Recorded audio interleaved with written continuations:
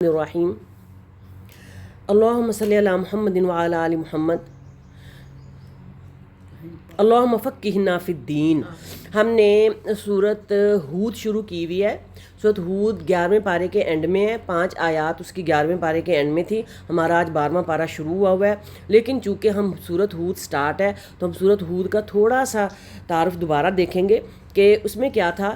کہ سورت ہود کے متعلق یہ تھا کہ اس میں بھی بہت زیادہ جو پچھلی اقوام ہیں ان کے جو آیات الہی کی تکذیب ہے، یعنی اللہ کی آیتوں کا انکار ہے، اور ان کا مزاح ہے، ان کا تمسخر ہے، ان کا ٹھٹھا ہے، اور پھر انبیاء کو جھٹلانے کے واقعات اس سورت ہود میں بہت زیادہ موجود ہیں۔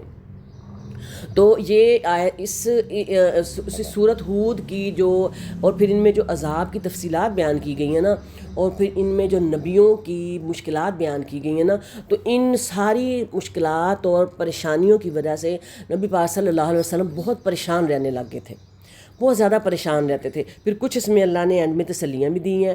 پھر ایک نبی کا قصہ بیان کرنے کے بعد اللہ سبحانہ وتعالیٰ تسلی بھی دیتے تھے آپ صلی اللہ علیہ وسلم کو کہ اگر آپ کو مکہ کے لوگ پریشان کر رہے ہیں تو ہر نبی کے اوپر یہی وقت آیا ہے۔ تو پھر انہی صورتوں کے دوران ہی حضرت بکر صدیق رضی اللہ عنہ نبی پاک صلی اللہ علیہ وسلم کے پاس آئے، انہوں نے کہا کہ آپ کے بال سفید نظر آتے ہیں، آپ بوڑھے بوڑھے کیوں لگتے ہیں؟ تو آپ صلی اللہ علیہ وسلم نے کیا فرمایا تھا کہ سورت ہود، سورت اما یتساءلون اور سورت سورت اما یتساءلون اور سورت اذا الشمس کورت، اور یہ 4-5 صورتیں جو ہیں سورت واقعہ، سورت ہود، سورت واقعہ، اما یتساءلون اور اذا الشمس کورت، یہ ان 4 صورتوں کا حدیث میں دیکھیں نا، جو حدیث میں آئے ہیں ہم وہی کہیں گے، باقیوں کا ہمیں نہیں پتہ۔ جو حدیث کے الفاظ ہیں ہم وہی کوشش کرتے ہوتے ہیں کہ کوشش نہیں کرنی بلکہ وہی بتانے چاہیے، ٹھیک ہے۔ تو یہ جو 4 صورتیں انہوں نے مجھے بوڑھا کر دیا۔ اب انہوں نے بوڑھا کیوں کیا، ہم اس کی تفصیل پڑھتے ہیں کہ انہوں نے بوڑھا کیوں کیا، اور واقعی یہ بہت ہی سخت ان میں احکامات ہیں، مطلب ان میں سخت واقعات ہیں، کیونکہ قرآن پاک جیسے شروع میں قرآن پاک میں احکامات ہیں، سورۃ بقرہ میں احکامات ہیں، سورۃ نساء میں احکامات ہیں، سورۃ آل عمران میں احکامات ہیں۔ سورۃ بقرہ کے بارے میں کہا جاتا ہے کہ اس میں 1000 احکامات ہیں، اور 1000 اس میں نہیات ہیں، یعنی 1000 باتوں کا حکم ہے سورۃ بقرہ میں، اور 1000 باتوں سے منع کیا گیا۔ تو سورۃ نور میں احکامات ہیں، بہت ساری یہ شروع کی، مطلب کچھ چند ایک صورتیں ایسی ہیں کہ ان میں اللہ تعالیٰ نے جو انجام ہے نا لوگوں کا، پچھلی قوموں کا، وہ بتایا۔ تو جو وہ اپنی جگہ سمجھنے میں ان کی ضرورت ہے سورۃ بقرہ وغیرہ کی، اور ان سے عبرت حاصل کرنے کی ضرورت ہے، اس میں ڈرایا ہوا ہے، اور ان سے عبرت حاصل کرنے کی ضرورت ہے کہ ہم نے ان کا احکامات پر عمل کیوں کرنا ہے۔ سٹارٹ کرتے ہیں بسم اللہ الرحمن الرحیم، پارہ نمبر 12، سورۃ ہود کی آیت نمبر 6۔ وما من دابۃ فی الارض الا علی اللہ رزقها وَيَعْلَمُ مُسْتَقَرَّهَا وَمُسْتَوْدَعَهَا كُلٌّ فِي كِتَابٍ مُبِينٍ۔ زمین پر چلنے پھرنے والے جتنے جاندار ہیں سب کی روزیاں اللہ تعالیٰ پر ہیں، وہی ان کے رہنے سہنے کی جگہ کو جانتا ہے، اور ان کے سونپے جانے کی جگہ کو بھی سب کچھ واضح کتاب میں موجود ہے۔ کیا یہاں کہا جا رہا ہے کہ زمین پر چلنے پھرنے والے جتنے جاندار ہیں، ان میں انسان، چرند پرند، حشرات المخلوقات، جو بھی حشرات الارض، بڑے جانور، چھوٹے جانور، سمندر میں رہنے والے جانور، یہاں زمین میں چلنے والے جتنے ان میں ہم انسان سب سے پہلے آ جاتے ہیں، جن سب کی روزیاں، اور میں بھی اس میں سمندر والے بھی آ جاتے ہوں، کیونکہ زمین آسمان سارا کچھ اللہ تعالیٰ کا تو بنایا ہوا ہے۔ سمندر بھی زمین میں ہی ہے نا، میں بھی وہ ان کو بھی آپ لا سکتے ہیں، لیکن اگر آپ سمندر کو لاک کریں تب بھی آپ لا سکتے ہیں۔ مطلب اس کی دیکھیں نا، اب اس کی 2 تفسیریں بھی تو ہو سکتی ہیں، یہاں صرف زمین آیا، لیکن زمین میں سمندر بھی موجود ہے۔ جی آگے آ جائیں جی۔ تو یہ کیا کہا جا رہا ہے کہ ان کی سب کی روزیاں اللہ تعالیٰ پر ہے۔ سب سے بڑی بات یہ ہو گئی کہ جو بھی ہمیں رزق دیا جاتا ہے نا، تو ہمیں وہ رزق اللہ نے اتنا رزق ہماری زندگی جب ہمیں اللہ تعالیٰ پیدا کرتا ہے نا، تو وہ اتنا رزق ہمارے مقدر میں اللہ تعالیٰ لکھ دیتا ہے۔ وہ رزق ہمیں ملنا ہی ملنا ہوتا ہے، وہ پھر اس کے پیچھے ہم خود، کچھ لوگ یوں کرتے ہیں کہ کچھ لوگ ہم خود اس رزق کو، حالانکہ وہ ہمیں حلال طریقے سے ملنا ہوتا ہے، لیکن ہم لوگ کچھ اپنی حرکات کی وجہ سے اس کو حرام بنا کے کھا رہے ہوتے ہیں۔ تو یہ کوشش کریں کہ جو رزق اللہ تعالیٰ دے رہا ہے نا، اس میں برکت کی دعا کریں، اس میں قناعت کریں، اس میں خوش رہیں اور شکر کریں کہ وہ بہت بہت ہے میرے لیے، جتنا بھی ہے وہ بہت ہے، ہم قناعت و شکر نہیں کرتے، کیونکہ وہ میرے لیے اللہ نے ہی متعین کیا ہے، سب کی روزیاں اللہ تعالیٰ پر ہیں، اللہ رزقھا، ان سب کا رزق اللہ تعالیٰ پر ہے، اور وہی جانتا ہے ان کے رہنے سہنے کی جگہ کو اور ان کے سونپے جانے کی جگہ کو، اور سب کچھ واضح کتاب میں موجود ہے۔ اب جو واضح کتاب ہے، سب سے پہلے تو اس سے مراد جو ہے وہ لوح محفوظ ہے، کہ جس میں انسانوں کی تقدیریں تھیں، ٹھیک ہے، تقدیریں اللہ تعالیٰ نے لکھی ہوئی ہیں۔ سب سے پہلے واضح کتاب تو یہ ہے نا کہ اللہ تعالیٰ نے، صحیح مسلم اور صحیح بخاری کی حدیث ہے کہ اللہ تعالیٰ نے آسمان و زمین کی تخلیق سے 50,000 قبل مخلوقات کی تقدیر لکھی۔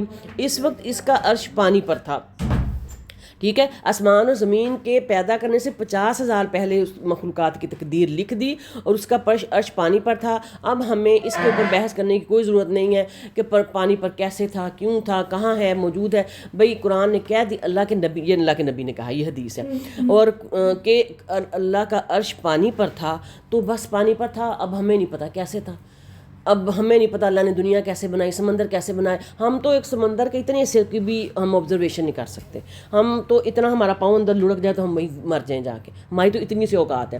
تو ہمیں ایسی باتوں پہ یقین رکھنا ہوتا ہے ایز اے مسلم، ٹھیک ہے، تو اور وہی ان کے رہنے سہنے کی جگہ۔ اب ہم یہاں اگر لاہور میں آپ رہ رہی ہیں تو یہ اللہ نے ہمارے مقدر میں لکھا ہوا تھا کہ میں نے ساہیوال سے بیاہ کے لاہور آنا ہے، صبا نے لاہور سے لاہور جانا ہے، نصر نے لاہور سے لاہور جانا ہے، جس نے بھی جہاں آنا تھا وہ کس نے لکھا، جہاں قدم پڑنے تھے وہ اللہ نے لکھ رکھے ہیں، اور ان کے سونپے جانے کی جگہ کو بھی سب کچھ واضح، اور سونپے جانے کی جگہ سے مراد ہے کہ انہوں نے جہاں جا کے مرنا ہے۔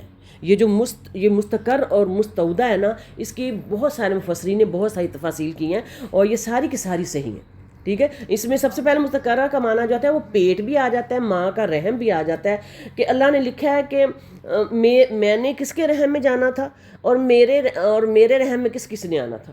اب میں اپنی ماں کے رحم میں تھی، اور میرے رحم میں میرے 3 بچے اللہ نے لانے تھے، یہ ہے مستقر۔ اور مستودع کا ایک معنی جو ہے وہ کچھ مفسرین نے باپ کی سلب بھی کیا ہے، کہ وہ کس بچے کا میں کس باپ کی اولاد ہونی تھی، اور یا آپ نے کس باپ کی اولاد ہونا تھا، اور آپ کے بچوں کا باپ کون ہونا تھا، وہ مستودع ہے۔ یہ 3-4 اس کی تفاصیل موجود ہیں، اور ایک ہے کہ مستقر زمین میں رہنے کی جگہ، اور مستودع جو ہے وہ ہے قبر، ہماری قبر کا ہے، زمین کے اندر کی جگہ، صحیح ہے۔ اس کی اب 4، اب دیکھیں نا ساری کی ساری ایک ہی معنی رکھ رہی ہیں نا، تقریباً ایک ہی، ہم زندگی سے ریلیٹ ہی ہے نا، کہ ایک ہی معنی رکھ رہی ہیں جی۔ وہی ان کے رہنے اور ان کے سونپ اور سب کچھ یہ کس میں موجود ہے، کلو فی کتاب مبین، یہ سارا کا سارا واضح کتاب میں موجود ہے۔ وہ الذی خلق السماوات والارض فی 6 ایام، اور اللہ ہی ہے وہ ہے جس نے 6 دن میں آسمان و زمین کو پیدا کیا، اور اس کا عرش پانی پر تھا۔ اب دیکھیں جی قرآن میں بھی آ گیا کہ اس کا عرش پانی پر تھا، تاکہ وہ تمہیں آزمائے کہ تم میں سے اچھے عمل والا کون ہے۔ اگر آپ ان سے کہیں کہ تم لوگ مرنے کے بعد اٹھا کھڑا کیے جاؤ گے، تو کافر لوگ پلٹ کر جواب دیں گے کہ یہ تو نرا صاف جادو ہی ہے۔ اب اللہ تعالیٰ کے خالق ہونے پر ایک بہت بڑی جو دلیل ہے، خالق، اور جو ہم کہتے ہیں نا اللہ خالق المصور اور یبدیو جو ہم کہتے ہیں، اللہ سے ابتدا کرتا ہے، اس کی ایک اور بہت بڑی دلیل یہاں سے مل رہی ہے کہ اللہ تعالیٰ نے 6 دن میں زمین و آسمان کو پیدا کیا، اور اس کا عرش پانی پہ تھا۔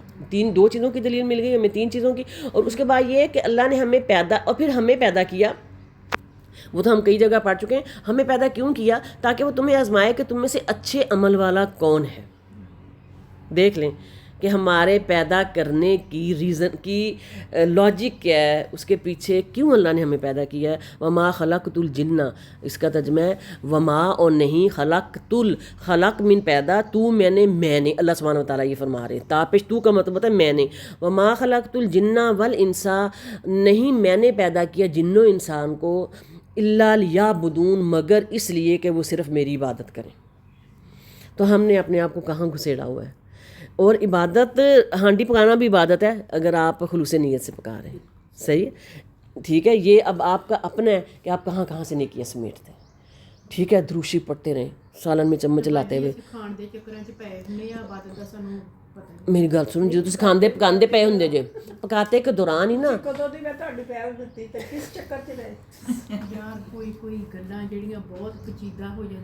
اچھا آگے چلیں جی، بسم اللہ۔ اچھا، کھانے پکانے کے دوران بھی نا جب جو ہی یاد آئے نا، یاد نہیں آتا کیونکہ دھیان ہے اب میں نے نمک ڈالنا ہے, مرچ ڈالنی, چاٹ مسالہ ڈالنا ہے, پکوڑوں میں دہی ڈالنا ہے, پھلکیاں ڈالنی, دماغ تو ہمارا وہاں اڑا ہوتا ہے. تو اگر نہ تھوڑا کم پکا لیں تو ہمارے مرد بھی ناراض ہوتے ہیں جی کہ اتنی اسپیشل تیاری کیوں نہیں کی. پھر بتانا بھی پڑتا ہے کئی دفعہ ڈھیلے رہ جاؤ نا تو وہ بھی تھوڑا سا ہوتا ہے کہ اج کی گل ہے کچھ کیتا نہیں اج کچھ. ہاں تو پھر میرے جیسا بندہ نہیں پکانے کی بات کر رہی ہوں کہ پکانے میں بھی اگر آپ تھوڑا چلو پکائیں گے نا تو وہ بھی بس یہ کوئی بات نہیں, دوسروں کے لیے کرنا بھی عبادت ہے. جی تو آگے کیا ہے کہ اب ہمیں دیکھنا یہ ہے کہ تاکہ وہ تمہیں آزمائے کہ تم میں سے اچھے عمل والا کون ہے. اب یہاں اچھے عمل سے اللہ نے کہا ہے, یہ نہیں کہا کہ بہت زیادہ عمل کرنے والا کون ہے. اچھے عمل سے مراد ہے وہ عمل جو رضائے الہی کے مطابق ہو, اللہ کی رضا کے مطابق اور سنت کے مطابق ہو. اللہ تعالیٰ نے کہا ہے کہ عمل جو ہے وہ مستقل ہو, کنسسٹنٹ ہو.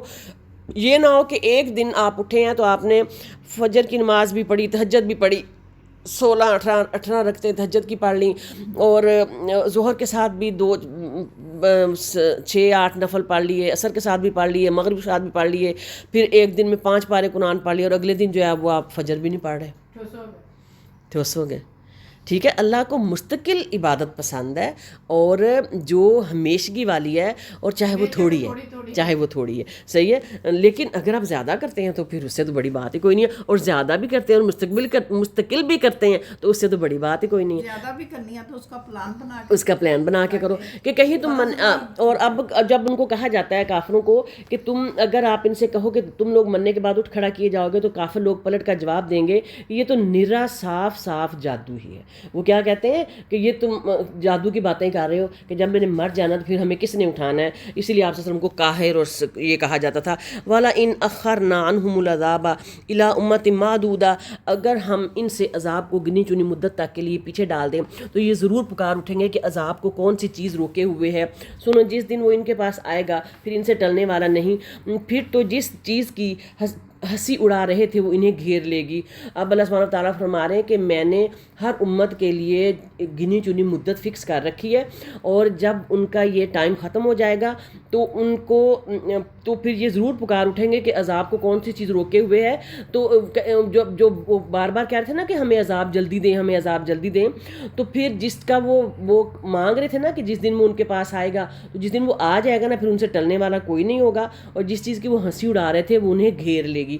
اب یہاں کیا کہا جا رہا ہے, ایک تو امت کی یہاں ڈیفینیشن ہے, امت کی ڈیفینیشن بہت لمبی ہے, بہت ڈیٹیلڈ ہے, لیکن یہاں امت کی ڈیفینیشن یہ بتائی گئی ہے کہ ایسے گروہ جن کے اوپر رسول اللہ نے بھیجے, رسول اور نبی. اسپیشلی یہاں قرآن میں امت بار بار ان لوگوں کو کہتے ہیں نا کہ حضرت ابراہیم کی امت, حضرت ہود کی, حضرت نوح کی امت, حضرت نبی پاک صلی اللہ علیہ وسلم کی امت. تو وہ امت کس کو کہا جاتا ہے؟ خاص کر امت کا لفظ ہے, اور امت ماں سے بھی نکلا ہے, یہ امت گروہ بھی ہے امت. لیکن قرآن میں جہاں امت موسٹلی یوز ہوا ہے نا, بلکہ امت ایک جگہ دین کے معنوں میں بھی یوز ہوا ہے.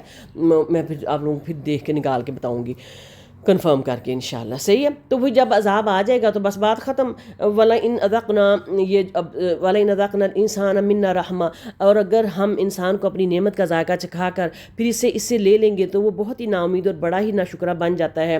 اور اگر ہم وَلَئِنْ أَذَقْنَاهُ نَعْمَاءَ بَعْدَ ضَرَّاءَ, اور اگر ہم اسے کوئی نعمت چکھائیں اس سختی کے بعد جو اسے پہنچ چکی تھی, تو وہ کہنے لگتا ہے کہ بس برائیاں مجھ سے جاتی رہیں. یقیناً وہ بڑا ہی اترانے والا شیخی خور ہے. یعنی اللہ سبحانہ تعالیٰ فرما رہے ہیں کہ پہلے انسان کو ایک شخص ہے تو اس کو اللہ تعالیٰ اپنی بہت زیادہ نعمتیں دیتا ہے, تو پھر اللہ تعالیٰ اس سے لے بھی لیتا ہے. نعمتوں کے زوال سے ہر وقت ڈرا کریں, اللہ کا کوئی پتہ نہیں ہے کہ اللہ کس وقت لے کے دے کے لے لے, اور وہ بہت ہی نا امید اور بڑا ناشکرہ بن جاتا ہے. اب یہاں انسان کے اوپر آزمائش ہے کہ اگر کوئی شخص پہلے بہت کھاتا پیتا تھا, پھر اللہ نے اس کے اوپر آزمائش لائی, تو پھر اس کو نہ ہی نا امید ہونا ہے اور نہ ہی ناشکری کرنی ہے. کیا کرنا ہے؟ نہ ہی نا امید ہونا, نہ ہی ناشکری کرنی ہے, کیونکہ دینے والی ذات بھی اللہ تھی اور اب لینے والی ذات بھی اللہ ہی ہے. اور مومن کا معاملہ, یہاں حدیث سے 2-3 آئیں گی کہ مومن کا معاملہ تو بڑا ہی پیارا ہے کہ اگر اللہ تعالیٰ اس کو دیتا ہے تو وہ شکر کرتا ہے, اگر اللہ تعالیٰ اس سے لیتا ہے تو وہ صبر کرتا ہے. اور اس صبر وہ ہے, اس صبر کے اوپر جو آپ نے اللہ سے اجر حاصل کرنا ہے نا, اس کو صبر جمیل کہتے ہیں, وہ اس کا اجر آپ کو الگ مل رہا ہے. صحیح ہے. تو کسی بھی لمحے مومن نے پریشان نہیں ہونا, اور اگر ہم اسے کوئی نعمت چکھائیں اس سختی کے باوجود جو اسے پہنچ چکی تھی, تو وہ کہنے لگتا ہے کہ بس برائیاں اور پھر اسی جب وہ تنگ حال ہوتا ہے, یعنی ایک تو اس میں دو چیزیں آ جاتی ہیں نا, ایک مالی دروا ہوتا ہے, مالی نقصان, اور بأسا ہوتا ہے جسمانی تکلیف. جسمانی تکلیف کو ہی آپ دیکھ لیں کہ دروا تو الحمدللہ ہم لوگوں پہ پڑی نہیں, اللہ تعالیٰ کسی پہ نہ ڈالے. جو مالی تکلیف ہے کہ وہ اتنی نہ آئے کہ اللہ معاف کرے, کہ ہمارے گھروں میں مطلب کچھ گھر ایسے ہیں کہ ہماری کام والی میڈ جو بچیاں وہ کہتی ہیں کہ ہم نا بجے 2-3 کلو آٹا لاتے ہیں اور وہ ہم روز پکاتے ہیں. تو اللہ نہ کرے کہ ایسا وقت ہم لوگوں کے اوپر آئے. جو آپ کے گھر ہاں جی ہاں جی. تو مطلب اتنی غربت ہے ہمارے ملک میں کہ مطلب تصور کریں کہ 2 کلو آٹا لا کے پکانا, یا دکان سے. رہی ہوں کہ ویسے تو میں نے کیا تھا, چلے تھوڑی ہاں جی نہیں جی, جیسے آپ لوگ کر سکتے ہیں جی. بہت غربت ہے ہر جگہ ہی, بہت غربت. تو اگر فرض کریں 1-آدھا کلو چاول لا کے بازار سے پکائیں اللہ کا, لیکن جو بأسا ہے وہ ہم لوگوں پہ آ جاتی ہے. بأسا ہوتا ہے جسمانی تکلیف. تو جسمانی تکلیف جب ہم لوگوں پہ پڑتی ہے تو جو ہی ہم بیمار ہوتے ہیں تو ہم ہائے ہائے جی اس جیسی تکلیف تو مجھے آئی کوئی نہیں. پھر جب اللہ تعالیٰ ہمیں صحت دے دیتا ہے تو پھر ہم ویسی اکڑ تکبر میں لو جی اب میں صحیح ہو جی, پیچھے ہو جی سارے. وہ میرے میاں کبھی وہ میاں بیوی کے آپس میں شغل ہوتے ہیں, میرا آن لائن بھی چلا جاتا ہے کہ میں کبھی بھاگ کے کام کر رہی ہوں, رونا ڈال رہی, تو میرے میاں چلتے پھرتے آئیں گے تاکہ آج میں لگا کچھ طبیعت ٹھیک لگتی پہ. تو وہ وہی بات ہے کہ ہم انسان ہیں نا, ہیں. تو جب جو ہی ہم سے ٹھیک ہوتے ہیں تو وہ بھی کر لو, وہ بھی کر لو, وہ بھی کر لو, اور غصہ بھی چڑھا ہوتا ہے, اور وہ بھی اللہ تعالیٰ ہمیں یہی ہمارے لیے آزمائشیں ہیں. اور یہ میں اپنی نہیں بتا رہی, آپ سب کی بتا رہی ہوں, ہم سب بھی ایسے ہی ہوتا ہے, ایسے ہی ہوتا ہے. تو وہ خامد پھر دیکھ رہے ہوتے ہیں ہمیں کہ یہ آج کر کیا رہی ہے. تو جی آگے آ جائیں. تو وہ یہاں آ جاتا ہے نا, یقیناً وہ بڑا ہی اترانے والا شیخی خور ہے. یہ میں کسی لیے بتاتی ہوں کہ اللہ تعالیٰ ہم اترانے والے نام بن جائیں, اللہ تعالیٰ ہم شیخی خور نام بن جائیں, ہمارے اندر سے چیزیں نکال. ٹھیک ہے, دعا کیا کریں اللہ تعالیٰ ہمارے اندر سے, اگر مجھے اللہ نے صحت دی ہے, طاقت دی ہے, قوت دی ہے, گھر بار دیا ہے, تو میں شیخی خور اترانے والی نہ بن جائیں. بار بار یہ اللہ سے دعا مانگے شیخی خور اترانے والے نہ بن جائیں. الا الذین, کیونکہ بار بار یہی کہا رہتا ہے قرآن پڑھنے کا مقصد کیا ہے؟ عمل. کیا مقصد ہے؟ عمل. الا الذین صبروا وعملوا الصالحات, سوائے ان کے جو صبر کرتے ہیں اور نیک کاموں میں لگے رہتے ہیں, انہی لوگوں کے لیے بخشش بھی ہے اور بہت بڑا نیک بدلہ بھی ہے. لے جی, صبر کرنے والے کے لیے اور نیک کاموں میں لگے رہنے والوں کے لیے اللہ تعالیٰ کے ہاں مغفرت بھی ہے اور بہت بڑا بدلہ بھی. اگر کہیں پریشانی آئی ہے تو کیا کرنا ہے؟ صبر کرنا ہے, ٹھیک ہے, اور نیک کاموں میں لگے رہنا ہے. فلا اللہ کا تارکن بعدا, بس شاید کہ آپ اس وحی کے کسی حصے کو چھوڑ دینے والے ہیں جو آپ کی طرف نازل کی جاتی ہے, اور اس سے آپ کا دل تنگ ہے صرف ان کی اس بات پر کہ اس پر کوئی خزانہ کیوں نہیں اترا یا اس کے ساتھ کوئی فرشتہ ہی آتا. سن لیجیے, آپ تو صرف ڈرانے والے ہی ہیں, اور ہر چیز کا ذمہ اللہ تعالیٰ کو کے ہی ہر چیز کے ذمہ دار اللہ تعالیٰ ہے, ہر چیز کا ذمہ دار اللہ تعالیٰ ہے. تو آپ صلی اللہ علیہ وسلم کو فرمایا جا رہا ہے کہ یہاں جو تنگ کرتے تھے نا مشرکین مکہ, جو ہے مشرکین نبی صلی اللہ علیہ وسلم کی بابت کہتے رہتے تھے کہ اس کے ساتھ کوئی فرشتہ نازل کیوں نہیں ہوا, یا اس کے ساتھ کوئی خزانہ کیوں نہیں اتارا جا رہا, یا جو ان کے اعتراضات ہوتے تھے. وہ جب ایک وحی اور پہلی وحی اور دوسری وحی کے درمیان کافی گیپ آیا, تو کون تھی جس نے کہا تھا, کس کی بیوی تھی, ابو لہب کی تھی, تو جس نے کہا تھا کہ اب تمہارا نعوذ باللہ استغفر اللہ, جبرائیل کو کہا تھا کہ اب تمہارا شیطان کہاں ہے جو آ نہیں رہا تم پہ وحی لانے کے لیے. اس نے یہ الفاظ بولے تھے کیونکہ پہلی وحی اور دوسری وحی کے درمیان کافی گیپ تھا نا. تو پھر اللہ تعالیٰ نے, پھر اللہ کے نبی نے اللہ سے دعا کی تھی, اللہ تعالیٰ مجھے لوگ اس طرح کہتے ہیں.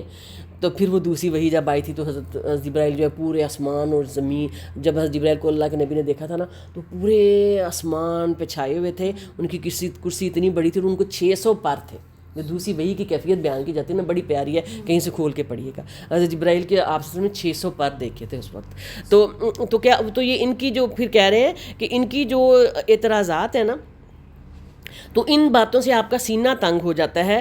تو آپ اور جو باتیں آپ کی طرف وحی کی جاتی ہیں وہ مشرکین پر گراں گزرتی ہیں, اور ممکن ہے آپ کو وہ انہیں سنانا پسند نہ کریں. تو آپ ایسا نہ کریں. آپ کو جو وحی کی جاتی ہے آپ مشرکین سے مت ڈریں, آپ ان کو ہر بات بتائیں. آپ کا سینہ تنگ نہیں ہونا چاہیے. آپ کا کام انذار و تبلیغ ہے. انذار ہوتا ہے ڈرانا, انذار ڈرانا ہے اور تبلیغ کرنا ہے, اور وہ آپ ہر صورت میں کرتے ہی جائیے. ٹھیک ہے، ہو گیا کلیئر کہ آپ ڈرے نہیں. ام یقولون افتراہ قل فأتوا بعشر صورت مثلہ، کیا یہ کہتے ہیں کہ اس قرآن کو اسی نے گھڑا ہے؟ جو جواب دیجئے کہ پھر تم بھی اسی کے مثل 10 صورتیں گھڑی ہوئی لے آؤ اور اللہ کے سوا جسے چاہو اپنے ساتھ بلا بھی لو اگر تم سچے ہو. اگر یہ آپ صلی اللہ علیہ وسلم کو کہتے ہیں کہ یہ قرآن اس نے خود گھاڑ لیا ہے تو ان کو چیلنج کر دیجئے کہ پھر تم اسی کے مثل 10 صورتیں گھڑی ہوئی لے آؤ اور اللہ کے علاوہ جسے چاہے دنیا میں اپنے ساتھ ملا کے یہ قرآن بنا لو. یہ بہت بڑا چیلنج اب تک موجود ہے. فَإِن لَّمْ يَسْتَجِيبُوا لَكُمْ، پھر اگر وہ تمہاری اس بات کو قبول نہ کریں تو تم یقین سے جان لو کہ یہ قرآن اللہ کے علم کے ساتھ اتارا گیا ہے اور یہ کہ اللہ کے سوا کوئی معبود نہیں، پس کیا تم مسلمان ہوتے ہو. اب یہ یہاں کہا جا رہا ہے کہ یہ چیلنج ہے، اور اگر یہ چیلنج یہاں یہ ہمارے لیے بھی مسلمانوں کے لیے ایک بہت بڑی تسلی کی بات ہے کہ اگر وہ یہ چیلنج نہیں قبول کرتے، پھر اگر وہ تمہاری اس بات کو قبول نہ کریں، وہ قرآن بنا کے نہ لا سکے، تو تم یقین جان لو کہ قرآن اللہ کے علم کے ساتھ اتارا گیا ہے اور یہ کہ اللہ کے سوا کوئی معبود نہیں، پس کیا تم مسلمان ہوتے ہو. اتنی پیچھے دلائل دینے کے بعد کہ یہ کسی کو کہ یہ فرشتہ کا قول نہیں ہے، یہ کسی کا قول نہیں ہے، یہ اللہ کا قول ہے، پھر آخر میں اس آیت کے آخر میں پوچھا جا رہا ہے کہ قرآن اللہ کے علم کے ساتھ اتارا گیا ہے، یہ کہ اللہ کے سوا کوئی معبود نہیں، بس کیا تم مسلمان ہوتے ہو. کہ اتنا کچھ جاننے کے بعد اب بتاؤ کہ اب کیا تم اسلام قبول کرو گے کہ نہیں کرو گے، ہوتے ہو کہ نہیں ہوتے. من کان یرید الحیات الدنیا، جو شخص دنیا کی زندگی اور اس کی زینت پر فریکتا ہوا چاہتا ہے، ہم ایسوں کو ان کے کل اعمال کا بدلہ یہیں بھرپور پہنچا دیتے ہیں اور یہاں انہیں کوئی کمی نہیں کی جاتی. اور ہاں یہی وہ لوگ ہیں جن کے لیے آخرت میں سوائے آگ کے اور کچھ نہیں، اور جو کچھ انہوں نے یہاں کیا ہوگا وہاں سب اکارت ہے، اور جو کچھ ان کے اعمال تھے سب برباد ہونے والے ہیں. اب یہاں کہا جا رہا ہے کہ جو شخص دنیا کی زندگی اس کی زینت پر فریکتا ہوتا چاہتا ہے، ہم ایسوں کے اعمال کا یہیں بھرپور بدلہ دے دیتے ہیں، یہاں ان کی کوئی کمی نہیں. اب یہاں ایک سوال یہ آتا ہے کہ اگر اللہ تعالیٰ ایک شخص کو دنیا میں بہت زیادہ عطا کر دیتا ہے اور وہ دنیا کی ان نعمتوں سے فائدہ اٹھا لیتا ہے، تو کیا آخرت میں اس کا کوئی حصہ نہیں بچتا؟ نہیں، ایسا نہیں ہے.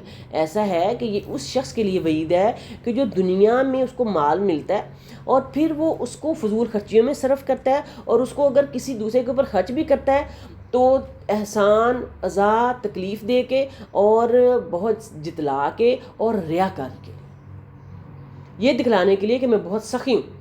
لیکن وہی اگر ایک شخص ہے اللہ نے اس کو بہت زیادہ مال دیا ہے تو وہ چپکے سے چھپا کے یا بہت خلوص نیت کے ساتھ اللہ کے خوف سے ڈر سے جب دوسروں کو عطا کرتا ہے تو وہی مال اس کے لیے جنتوں میں بھی جگہ حاصل کرنے کا ذریعہ بنے گا انشاءاللہ.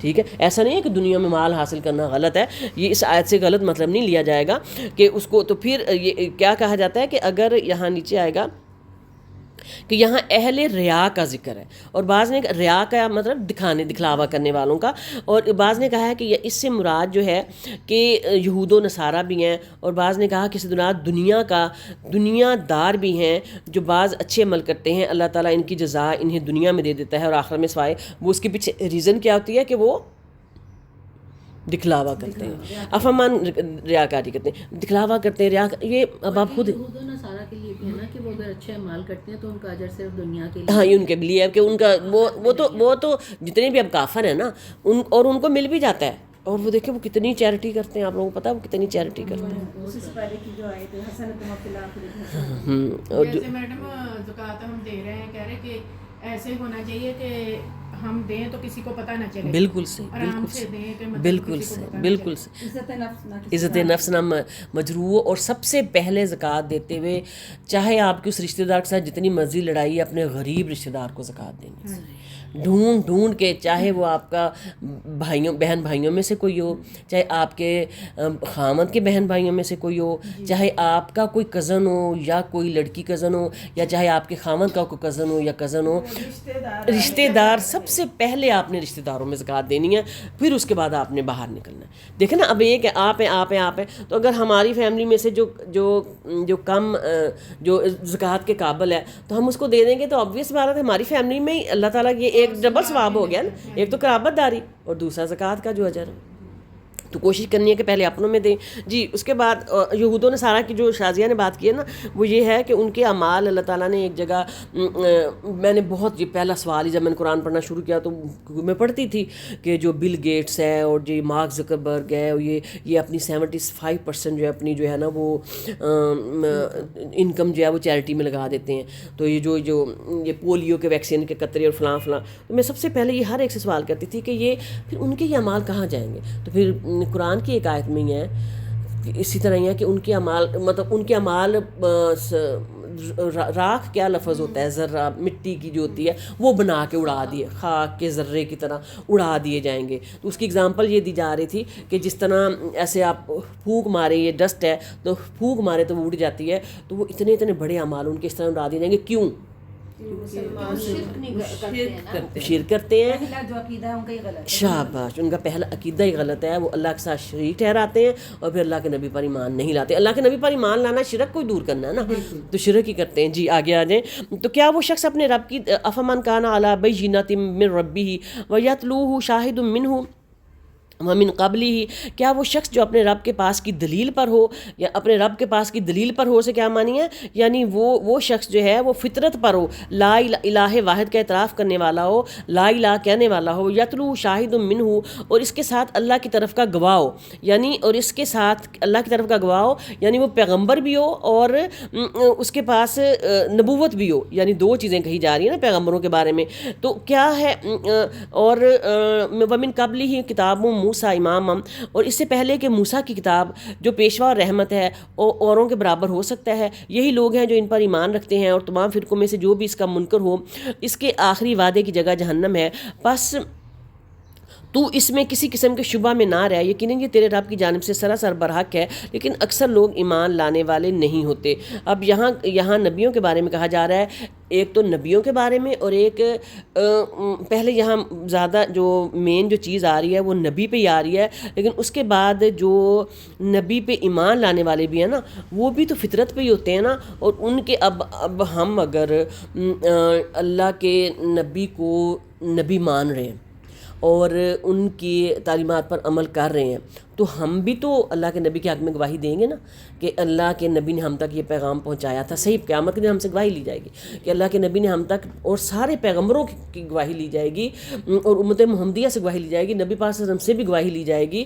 تو پھر ہم بھی یہ اللہ کو دیں گے گواہی کہ جی ہاں اللہ کے نبی نے ہم تک یہ سارا پیغام پہنچایا تھا ہم تک قرآن پہنچا تھا اور ہم اس پر ایمان لائے تھے الحمدللہ. تو پھر یہی انشاءاللہ ہمیں چیزیں جنتوں کی بشارت.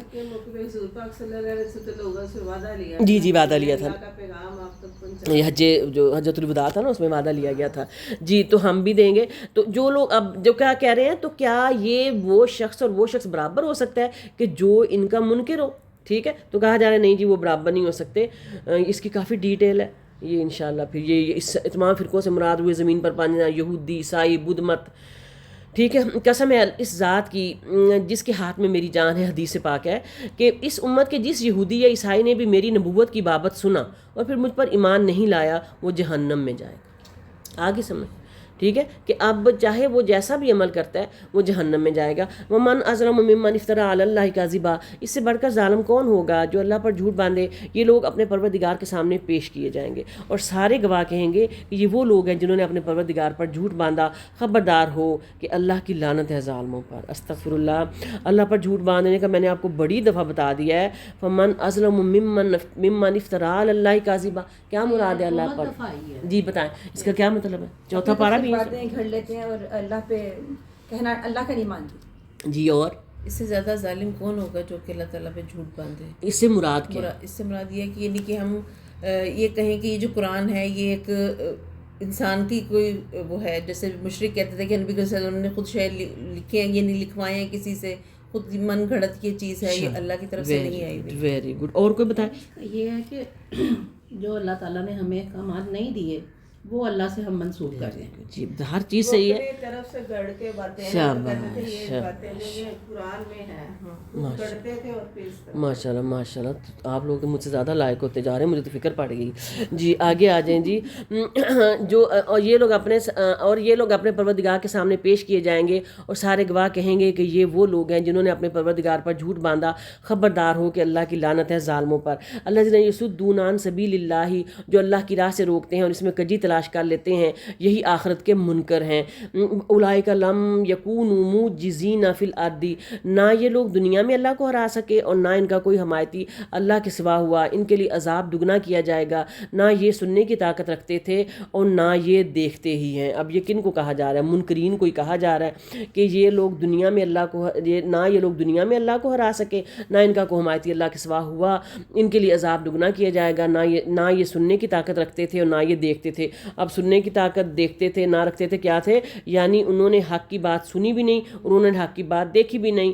ٹھیک ہے. اور نہ ان کے کانوں نے انہیں کوئی فائدہ پہنچایا، نہ ان کی آنکھوں دلوں نے، کیونکہ وہ حق کے سننے سے بہرے اور حق کے دیکھنے سے اندھے بنے رہے تھے. صحیح ہے. یہ ہم کافی دفعہ یہ ٹاپک پڑھ چکے ہیں. اولئک الذین خسروا انفسہم، یہی ہیں جنہوں نے اپنا نقصان آپ کا لیا اور وہ سب کچھ ان سے کھو گیا جو انہوں نے گھڑ رکھا تھا. لا جرم انہم فی الآخرہ، بے شک یہی لوگ آخرت میں ضیاء کار ہوں گے. ان الذین آمنوا وعملوا الصالحات، یقیناً جو لوگ ایمان لائے اور انہوں نے کام بھی کیے، نیک کام بھی کیے اور اپنے پالنے والے کی طرف جھکتے رہے، وہی جنت میں جانے والے ہیں جہاں وہ ہمیشہ ہی رہنے والے ہیں. بتو الی ربہم، اس کا کیا مطلب ہے؟ اور اپنے پالنے والے کی طرف جھکتے رہے. عاجزی، شاباش، دونوں میننگ آگے. سجدہ، رکوع اور عاجزی، دونوں چیزیں آ رہی. عاجزی میں بھی انسان کیا کرتا ہے؟ جھکتا ہے نا، جھکتا ہے. اور سجدہ رکوع میں بھی جھکتا ہے. تو اس میں دونوں چیزیں آ جاتی ہیں. تو بس جھکنا ہی ہے. ابھی نماز میں ساری چیزیں ہیں کہ نماز جو پڑھتا ہے نا پھر اس کا دل جو اللہ موم بنا دیتا ہے. اب جھکنے سے نا آپ لوگوں نے اب اگلے 1-2-3 مہینوں میں چیک کرنا ہے کہ جھکنا کیا ہوتا ہے. اب جب آپ لوگوں کے پودے نکل رہے ہیں نا، آپ نے چھوٹے پودوں کا جائزہ لینا ہے. تو پودے نکل رہے ہیں تو ایسے کھڑے ہیں سارے، ایسے تنے پڑے، تو ایسے پھل نہیں لگا. ابھی اگلے 15-20 دن میں پھل لگنا ہے. پھر یہ کنو جانے ہیں، پھر یہ موسمیاں، آم، امرود، جو لگنا ہے. پھر انہوں نے آہستہ آہستہ وہ اتنے نیچے ہو جاتے ہیں. اب وہ ہماری اپروچ میں نہیں ہے. اب وہ شعر بھی ہے نا، جھکا کرتی ہیں وہی شاخیں جو ہوتی ہیں ثمر آور، وہی ہوتا ہے خود سر جو کسی قابل نہیں ہوتا. شاباش، ویری گڈ، ماشاء اللہ. تو حسب حال ہے. تو یہ اب یہ بڑی پیاری ایک جو کہتے ہیں جھکی ہوئی شاخ کو پھل کس کو لگتا ہے؟ جھکی ہوئی شاخ کو. تو اب وہ اپروچ میں نہیں ہے ہمارے ٹہنیاں، اکڑی کھڑی. لیکن جو ہی انہوں نے پھل کیا ہے؟ خیر کثیر ہے، خیر ہے، صحت بخش ہے، کھانے کی چیز ہے. تو ہمیں مومن سے خیر نکلتی ہے. اس پھل سے خیر پھوٹنی کب ہے؟ جب اس نے جھکنا ہے. مومن سے خیر کب نکلنی ہے؟ جب اس نے عاجزی دکھا. جھکنا ہی تب ہے جب اس سے خیر نکلنی ہو چانس. اور جس کے اوپر پھل نہیں لگنا وہ جھکتی بھی نہیں. جس ٹہنی کے اوپر پھل نہیں نہ لگ رہا وہ وہیں اکڑی کھڑی رہے گی. یہ اپنے اندر بس یہ 2-3 چیزیں لیں کہ میں نے کسی کو دینا بھی ہے نا، یہ بڑا سخت ہے. یہ ہم ساری غلطیاں کر لیتی ہیں کہ دے کے جو ہم گنوا دیتے ہیں نا، اس سے یہ ہمارے اوپر اپنے اندر سے نا دیکھیں، گھر جا کے گنیں، سوچیں کہ آج میں نے کیا غلطی کر دی، آج مجھ سے کیا غلطی. ہر چیز نکالتے جائیں. انشاءاللہ اللہ ہمیں جنتوں میں اکٹھا کرے گا انشاءاللہ. جی دیکھیں نا، اللہ تعالیٰ دیتا ہے نا مثالیں، تو ہم کیوں نہ خوش ہوں بھئی. اللہ تعالیٰ نے قرآن جی نے صرف ڈرایا تو نہیں ہوا. اب یہ دیکھیں نا، ان الذین آمنوا وعملوا الصالحات، یقیناً جو لوگ ایمان لائے اور انہوں نے کام بھی نیک کیے اور اپنے پالنے والے کی طرف جھکتے رہے، وہی جنت میں جانے والے ہیں جہاں وہ ہمیشہ رہنے والے ہیں انشاءاللہ العظیم. ٹھیک ہے. مثل الفریقین کالاعمی، ان دونوں فرقوں کی مثال اندھے، بہرے اور دیکھنے سننے والے جیسی ہے. کیا یہ دونوں مثال میں برابر ہیں؟ کیا پھر بھی تم نصیحت حاصل نہیں کرتے؟ کیا وہ جو اوپر والے لوگ تھے جو کجیاں نکال رہے تھے، جو نبی پاک کے کلام کو مان نہیں رہے تھے، جو اللہ کے کلام میں فمن اظلم ممن افتری علی اللہ کاذبا، جو اللہ کے کلام پہ جھوٹ گھاڑ رہے تھے، کیا وہ اور ایمان والے لوگ برابر ہو سکتے ہیں؟ کیا اندھا اور بہرا برابر ہو سکتے ہیں؟ کیا دیکھنے والا اور سننے والا برابر ہو سکتے ہیں؟ تو اتنا کچھ جاننے کے باوجود آخری فقرہ دیکھیں، آخری آیت کا پوشن دیکھیں، افلا تذکرون، کیا بھلا تم پھر بھی نصیحت حاصل نہیں کرتے؟ ٹھیک ہے. وَلَقَدْ آ جائیں جی اب حضرت نوح علیہ السلام کی قوم کی طرف. حضرت نوح علیہ السلام کا قصہ نبی پاک صلی اللہ علیہ وسلم کو سنایا جا رہا ہے. وَلَقَدْ أَرْسَلْنَا نُوحًا إِلَىٰ قَوْمِهِ إِنِّي لَكُمْ نَذِيرٌ مُّبِينٌ. یقیناً ہم نے نوح علیہ السلام کو اس کی قوم کی طرف رسول بنا کر بھیجا کہ میں تمہیں صاف صاف ہوشیار کر دینے والا ہوں. اللہ تعبدوا الا اللہ. سب سے پہلا ہر پیغمبر کا پیغام کہ تم صرف اللہ ہی کی عبادت کرو، توحید. ٹھیک ہے. انی اخاف علیکم عذاب یوم علیم. میں تم سے کہ تم صرف اللہ ہی کی عبادت کرو، مجھے تو تم پر دردناک دن کے عذاب کا خوف ہے. صحیح ہے. کس لیے ڈرایا؟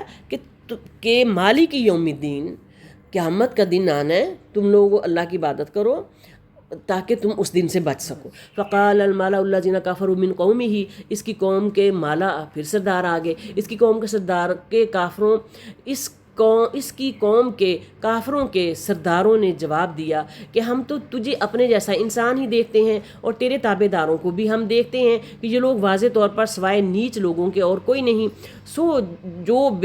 نہیں جو بے سوچے سمجھے تمہاری پیروی کر رہے ہیں. ہم تو تمہاری کسی قسم کی برتری اپنے اوپر نہیں دیکھ رہے بلکہ ہم تو تمہیں جھوٹا سمجھ رہے ہیں. استغفر اللہ. یہ ہے پیغمبروں کی تکذیب، اور یہ چیز نبی پاک کو تکلیف دیتی تھی کہ ایسے ہی تو نبی پاک کو بھی کہا جاتا تھا نا کہ کیا کہتے تھے کہ تم تو ہمارے جیسے انسان ہو. سب سے ہر دور میں جو مشکل رہی ہے نا انسانوں کی، وہ جو نبی تھے نا، ان میں جو بشریت کا عنصر تھا نا، وہ اس کو ایکسیپٹ کرنے کے لیے تیار نہیں تھے. وہ کہتے تھے کہ ایک ہم جیسا انسان ہے تو اس پہ وہی کیسے آ سکتی ہے. وہ یہی آج کل ہمارے مسلمان بھی یہی کہتے ہیں نا کہ نبی پاک صلی اللہ علیہ وسلم کی ذات میں اتنا اوپر چلے جاتے ہیں کہ وہ کہتے ہیں کہ نبی پاک تو ہم جیسے ہیں ہی نہیں، وہ کیسے انسان ہو سکتے ہیں، کہ وہ انسان ہو ہی نہیں سکتے، وہ تو نور ہے. کہتے ہیں نا، تو کہتے ہیں تو یہ کیوں کہتے ہیں کہ وہ اس لیے کہتے ہیں کہ ان کو لگتا ہی نہیں ہے کہ انسانوں میں ایک انسان کو اللہ اتنی بڑی جو ہے وہ نعمت پہ سے سرفراز کر سکتا ہے. تو اگر اللہ کے نبی نور ہیں تو اللہ کے نبی تو کھاتے تھے، قرآن میں ہے، کھاتے تھے، سوتے تھے، بازاروں میں جاتے تھے، بیویوں کے ساتھ سوتے تھے، بچے پیدا ہوئے ہیں، قضائے حاجت کرتے تھے. تو پھر فرشتے کہاں ہیں؟ فرشتے کہاں کرتے ہیں یہ سارا کچھ؟ ہمیں نظر آتے ہیں. تو پھر ہاں یہ ہم کہیں گے کہ وہ عام انسان نہیں تھے، عام انسانوں سے بہت بلند تھے، افضل تھے، اللہ کے برگزیدہ بندے تھے، مصطفیٰ تھے، چنے ہوئے تھے کہ اللہ نے ان کو اسپیشل چنا تھا. اور وہ اللہ تعالیٰ ہر جگہ کہتا ہے کہ مجھے پتہ ہوتا ہے کہ میں نے کس کو چننا. میں بھی سنا ہوا ہے کہ قطبی ستارے میں نا پہلے نبی پاک کا نور تھا، تو پھر وہ نور داخل ہوا ان کے والد کے، پھر والدہ کے داخل ہوا، پھر وہ پیدا ہوا. اچھا یہ سنا آپ نے، دیکھا نا یہ کچھ چیزیں اس طرح کی ہیں آپ نے سنا ہے. اب ہم لوگوں نے جو حدیث کی کتب میں پڑھا ہے تو کہ جب نبی پاک صلی اللہ علیہ وسلم پیدا ہوئے تھے نا، تو جب حضرت آمنہ کے جسم سے جو ہم نے پڑھا ہے، حدیث میں پڑھا ہے کہ ان سے نور کی شعائیں نکلی تھیں. اب یہ احادیث کے الفاظ ہیں، اور انہوں نے شام کے محل روشن کر دیے تھے. اس طرح کے الفاظ ہم نے پڑھے ہیں. اب جتنے میں نے الفاظ پڑھے ہیں نا، میں آپ کو اتنے ہی بتاؤں گی. قطبی ستارے کا کوئی کہیں نہیں پڑھا، نہ ہی ہے. یہ ضرور لفظ ہیں کہ یہ حدیث کے الفاظ ہیں. یہ مطلب بہت سارے جتنے بھی ہمارے جتنے لڑیاں چلی آ رہی ہیں علماء کی، مفسرین کی، محدثین کی، ان کی جو مجموعہ کتب ہے ان میں یہ لفظ موجود ہیں. حضرت آمنہ کے جسم سے جب آپ صلی اللہ علیہ وسلم پیدا ہوئے تو شعائیں نکلی تھیں کہ جنہوں نے شام کے محل روشن کر دیے تھے. اب دیکھیں اتنی بات جو ہے وہ ہمیں جتنی پتہ ہے، تو دیکھیں کوئی عام انسان تو پیدا نہیں نہ ہوا تھا. یہ تو ہم مانتے ہیں نا، یہ تو ہم مانتے ہیں کہ کوئی نہ کوئی نشانی تو اللہ نے دکھانی تھی. لیکن یہ اگر ہم کہیں یہ ہم نے یہ بھی پڑھا تھا کہ قطبی ستارے سے آیا تھا تو ہم وہ بھی مان لیتے، لیکن یہ ہم نے کہیں پڑھا نہیں. جی ٹھیک ہے. اس لیے ہم جو سنا ہے نا رضیہ جی، جب سنتے ہیں نا کوئی بات، جو بھی آپ کو کوئی بات کہے تو آپ نے بڑے پیار سے کہنا ہے کہ میں نے تو یہ کہیں نہیں پڑھا. اگر آپ نے کہیں یہ حدیث پڑھی ہے، اگر آپ نے یہ کہیں بات قرآن میں پڑھی ہے تو پھر میں اس پہ یقین کر لیتی ہوں. جی. لیکن اگر آپ نے قرآن یا حدیث کے علاوہ مجھے بات بتائی ہے نا، پھر میں یقین نہیں کر سکتی. یہ اتنی سی ہماری بات ہے، اور تو بات ہی کوئی نہیں ہے. صحیح ہے جی. تو کیا کہا کہ کہتے ہیں کہ ہم تجھ کو اپنے جیسا انسان دیکھتے ہیں، اور تیرے تابع اور جو تجھے فالو کرنے والے ہیں وہ تو بہت غریب ہیں، وہ تو بہت پور ہیں، اور وہ اتنے بے وقوف ہیں کہ وہ بغیر سوچے سمجھے تمہاری پیروی کر رہے ہیں. اور ہم تو تمہاری کسی قسم کی برتری اپنے اوپر نہیں دیکھ رہے، بلکہ ہم تو تمہیں جھوٹا سمجھ رہے ہیں. سرداروں نے کہا کہ تم خود بھی غریب ہو، تمہارے فالو کرنے والے بھی غریب ہیں، ہمارے اوپر تمہاری کوئی برتری نہیں ہے، ہم تو تمہیں جھوٹا ہی سمجھتے ہیں. جو ہر نبی کے ساتھ ہوا، مطلب کس قدر سخت الفاظ ہیں. جب اب یہ اللہ کے نبی کو یہ بات بتائی جا رہی ہے نا، تو یہ تاریخ میں، یہ ساری دنیا کی تاریخ میں یہ آیا ہے کہ ابتدا میں دین کو اپنانے والے ہمیشہ وہ لوگ ہوتے تھے جنہیں معاشرے میں کمتر سمجھا جاتا تھا، اور خوشحال طبقہ اس سے محروم رہتا تھا. حتیٰ کہ 6 پیغمبروں کے پیروکاروں کی، حتیٰ کہ یہ چیز پیغمبروں کے پیروکاروں کی علامت بن گئی. اور جب روم کا جو بادشاہ ہرکل تھا نا، ہرکل کا کیا لفظ ہے مجھے نہیں پتا اس کا صحیح پروننسیشن کیا ہے، تو اس کے پاس جب حضرت ابو سفیان گئے نا، تو اس نے نبی صلی اللہ علیہ وسلم کی بابت پوچھا، تو اس نے ایک بات یہ بھی پوچھی کہ کیا اس کے پیروکار معاشرے کے معزز لوگ ہیں یا کمزور لوگ ہیں؟ تو حضرت ابو سفیان نے کہا کہ کمزور لوگ ہیں. اور ایک اس نے یہ، تو پھر اس نے ہرکل نے کہا کہ رسولوں کے پیروکار یہی لوگ ہوتے ہیں، اس لیے میں سمجھتا ہوں. ایک یہ بات، اور دوسری اس نے کہ پوچھی تھی کہ کیا تمہارا پیغمبر کبھی جھوٹ بولتا ہے؟ اور حضرت ابو سفیان نے کہا اس شخص نے آج تک جھوٹ نہیں بولا. تو ہرکل نے کہا تھا کہ اس کا مطلب ہے کہ وہ صحیح پیغمبر ہے. جس طرح اس نے نہیں کہا تھا جب آپ صلی اللہ علیہ وسلم گئے تھے قافلے کے ساتھ حضرت ابو طالب کے ساتھ چھوٹے ہوتے، راہب نے کہا تھا نا، تو راہب نے بھی کیا کہا تھا؟ راہب نے کہا تھا کہ یہ اس بچے میں نشانیاں ہیں، نبوت کی نشانی، اس کو سنبھال. مہر نبوت بھی دیکھی تھی نا. اس نے کہا تھا کہ یہ اس کو لے جائیں. تو دیکھیں اب وہ تھے انسان، لیکن آپ یہ کہ ناؤز باللہ وہ میرے یا آپ جیسے انسان تھے، یہ کہنا غلط ہے. ٹھیک ہے، یہ کہنا غلط ہے، لیکن یہ بشریت کا ان کو ماننا. لیکن ان کے علم سے تو پتا تھا نا کہ، ہاں جی، میں نے کہا ان کو علم تھا نا. جی جی تھا پھر انہوں نے یہ بات جی جی تو رات اور انجیل میں ہاں وہ جو راہبوں کو، جی اچھا راہبوں کی بات کر رہی ہیں. وہ تو جو یہودیوں کے علماء اور عیسائیوں کے راہب تھے بھئی، وہ جس طرح ہمارے بڑے بڑے علماء لگا لیں، ان کے تو تفاصیل، وہ تو بہت بڑے اہل علم لوگ تھے. ان کی تو مثالیں ہی نہیں ملتی کہ وہ اتنے بڑے بڑے علم والے لوگ تھے. ماشاء اللہ آج تو معجزے ہو رہے ہیں. جی آگے آ جائیں. بسم اللہ الرحمن. تو کیا کہا تھا کہ کمزور لوگ، جس پر ہرکل نے کہا رسولوں کے پیروکار یہی لوگ ہوتے ہیں. آگے آ جائیں جی. اہل ایمان چونکہ اللہ اور رسول کے حکام کے مقابلے میں اپنی عقل و دانش و رائے کا استعمال نہیں کرتے، اس لیے یہ اہل باطل یہ سمجھتے ہیں کہ یہ بے سوچ سمجھ والے ہیں.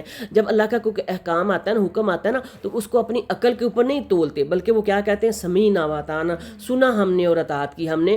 فرض کرو اللہ نے اگر خنزیر منع کیا ہے، تو اب خنزیر منع کیا، اللہ نے زنا منع کیا، خنزیر منع کیا، تو اس خنزیر منع کرنے یا زنا منع کرنے پہ ہمیں لاجک نہیں لانی کہ کیوں منع کیا، حالانکہ اس کے پیچھے اللہ کو پتہ ہے کہ اس نے کیوں منع کیا. زنا کے جو نتیجے وہ بھی اللہ کو پتہ تھا کہ کیوں منع کیا. خنزیر کے بارے میں کہتے ہیں کہ جو نعوذ باللہ جو خنزیر کھانے والے لوگ ہیں، ان میں یہی چیز ختم ہو جاتی ہے، حلال اور حرام کے رشتے کی تمیز.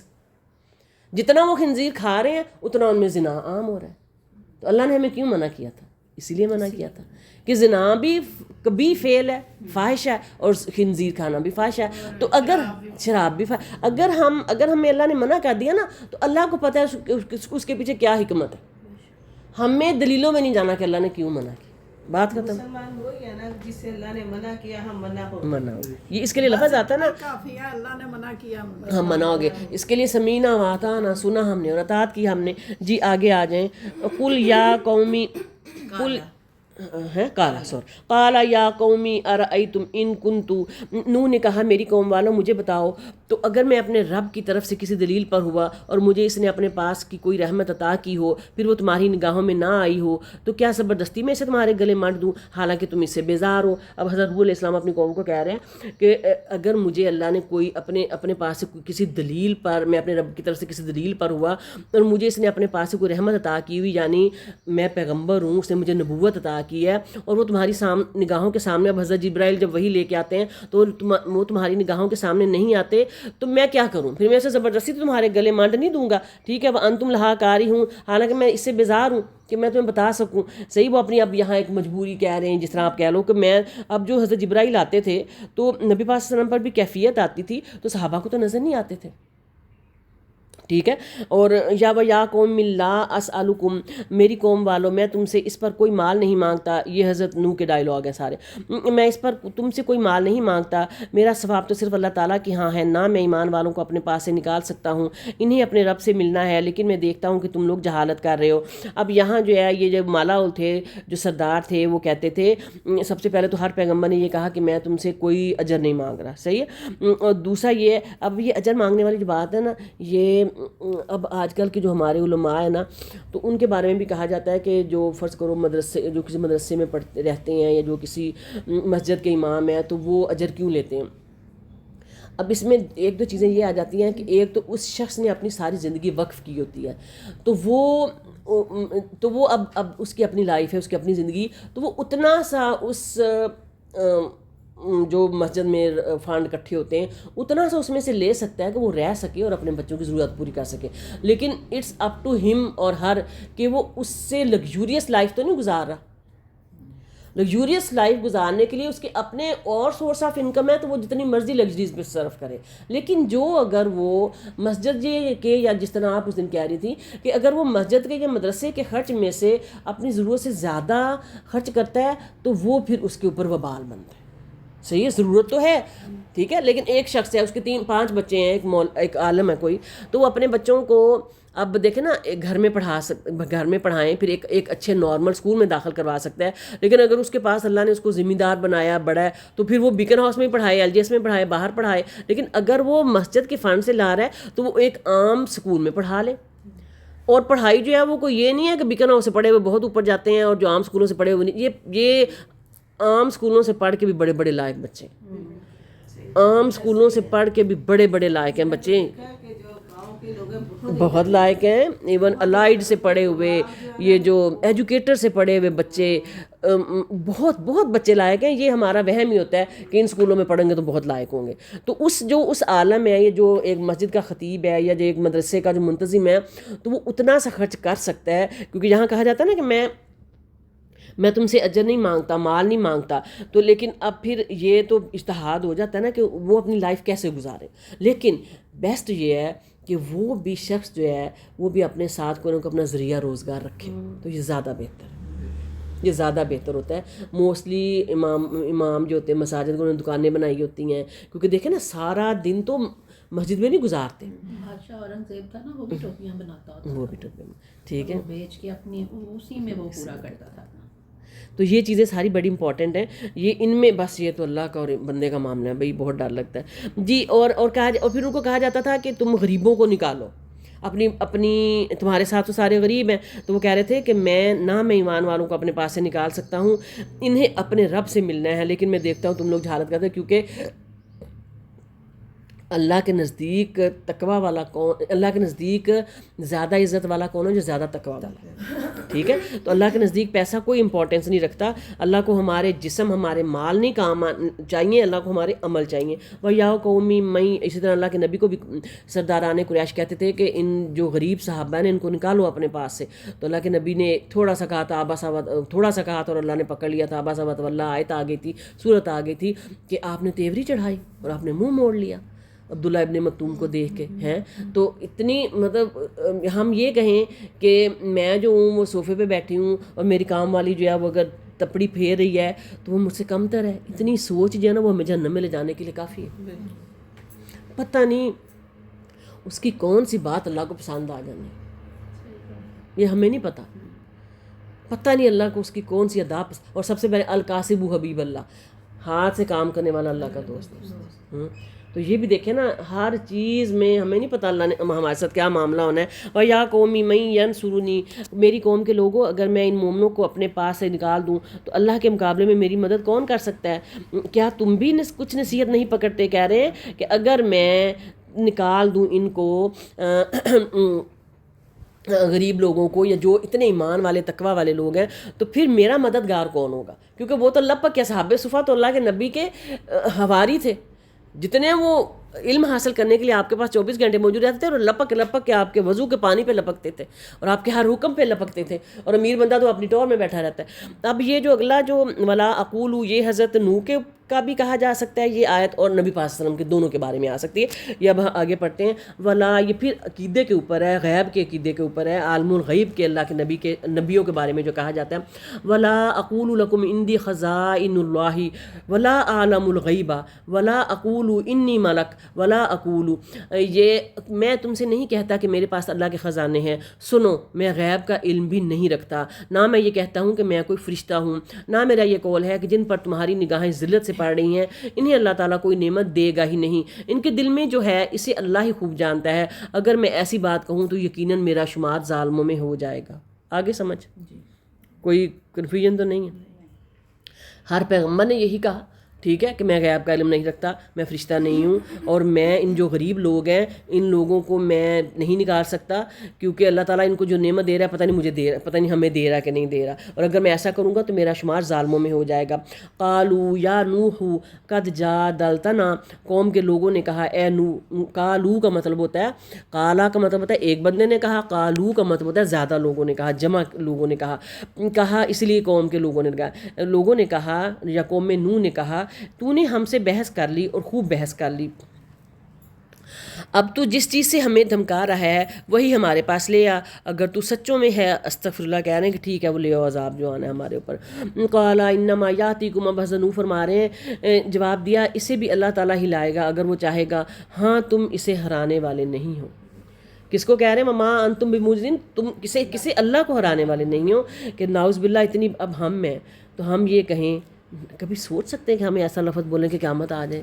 سوچ سکتے ہیں؟ اللہ تعالیٰ معاف کرے، اللہ تعالیٰ معاف کرے، اللہ تعالیٰ ہم سب کا ایک خاتمہ ایمان پہ کرنا، اللہ تعالیٰ ہم سب کو محتاجیوں سے بچانا اور ہمارے دلوں میں ایمان کو مضبوط رکھنا، اور ہمیں کفر، شرک، بدعات اور حسد، بغض، کینہ، تکبر، اللہ ان سب بیماریوں سے دور رکھنا۔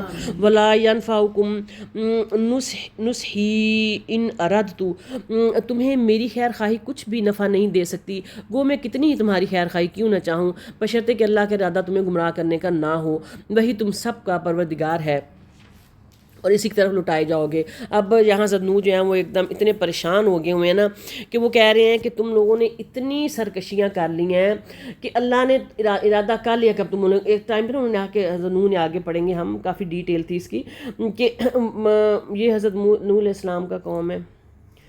ہاں، یہ اس وقت کہا گیا کہ جب قوم نوح حضرت نوح علیہ السلام سے عذاب کا مطالبہ کیا، حضرت نوح علیہ السلام نے بارگاہ الہی میں دعا کی کہ اے رب زمین پر ایک کافر بھی بسنے والا نہ رہنے دینا۔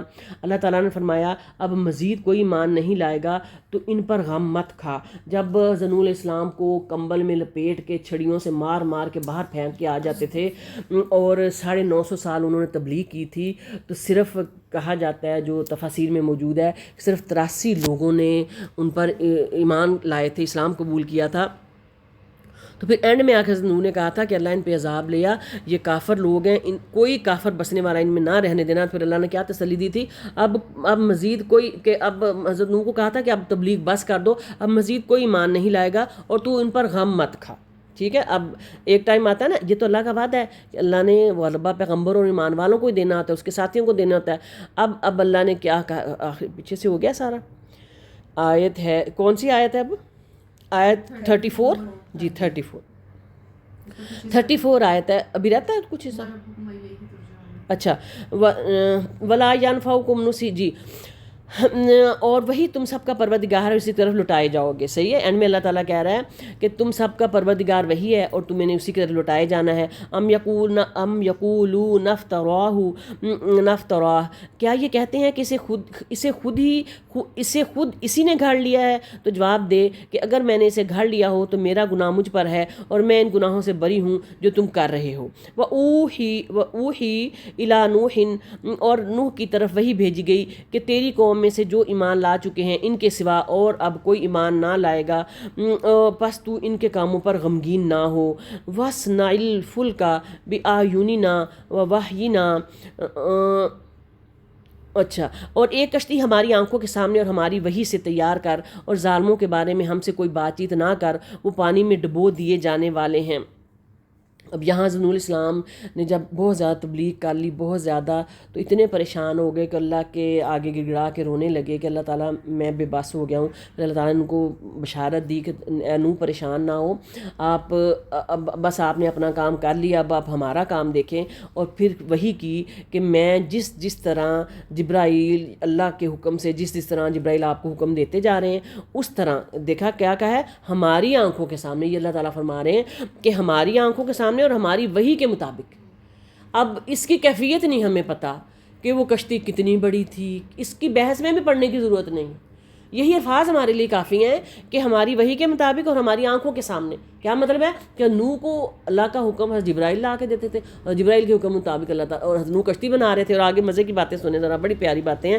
وَيَصْنَعُ الْفُلْكَ، اور وہ نوح کشتی بنانے لگے، ان کی قوم کے جو سردار ان کے پاس سے گزرتے وہ ان کا مذاق اڑاتے، وہ کہتے اگر تم ہمارا مذاق اڑاتے ہو تو ہم بھی تم پر ایک دن ہنسیں گے جیسے تم ہم پر ہنستے ہو۔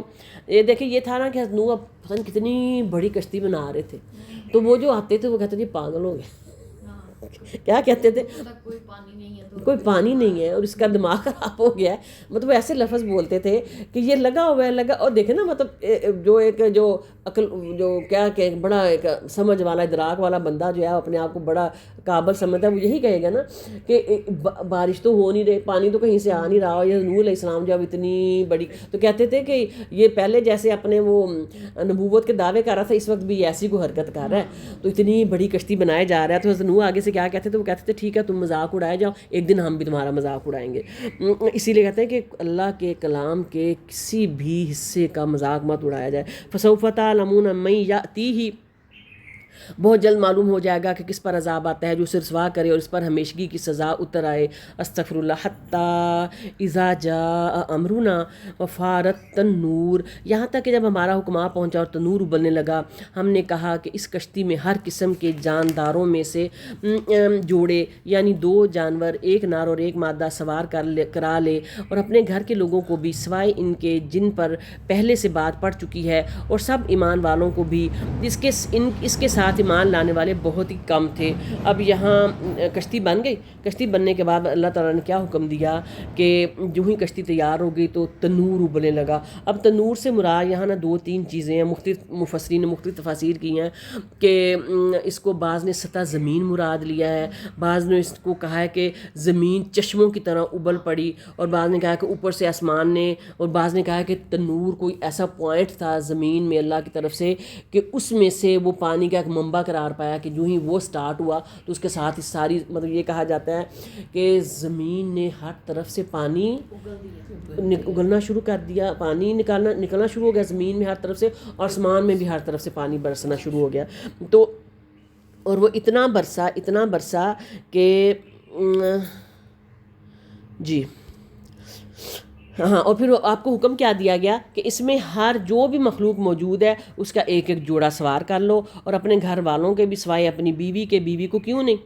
ایمان لانے والوں میں نہیں تھے، ہاں ان کا بیٹا بھی تھا، تو اس وائے جو تم پر ایمان نہیں لائے، ٹھیک ہے۔ وقال اركبوا فيها بسم الله مجريها ومرساها ان ربي لغفور رحیم۔ نوح علیہ السلام نے کہا اس کشتی میں بیٹھ جاؤ، اللہ کے نام سے اس کا چلنا اور ٹھہرنا ہے، یقیناً میرا رب بڑی بخشش والا اور بڑے رحم والا ہے۔ اب نوح علیہ السلام نے سب کو ان میں بٹھایا اور اس کشتی میں بیٹھ جاؤ۔ اللہ کے دیکھے ایک پیغمبر کو بھی تو اللہ پر پھر کتنا یقین ہوتا ہے کہ وہ اتنا ہر طرف سے پانی آ رہا ہے اور وہ اللہ کا ان کے ساتھ اتنا مضبوط کنیکشن ہوتا ہے کہ وہ کہہ رہے ہیں کہ ٹھیک ہے ہم بیٹھے ہیں، اللہ تعالیٰ انشاءاللہ ہمیں بچائے گا۔ تو جب اس طرح کا کام کرنے لگتے ہیں نا تو نہ ڈر ہو جائے کرے، جب آپ کو پتہ ہے کہ میں اللہ کا حکم مان رہی ہوں، بس تقویٰ رکھا نا، تک اللہ کے حکم پہ فرم رہے، مضبوط رہے، پختہ رہے، ٹھیک ہے۔ وہ کشتی انہیں پہاڑوں جیسی موجوں، وہی تجریہم بھی فی موج کالجبال، وہ کشتی انہیں پہاڑوں جیسی موجوں میں لے جا رہی تھی۔ پہاڑوں جیسی موجوں سے کیا مراد؟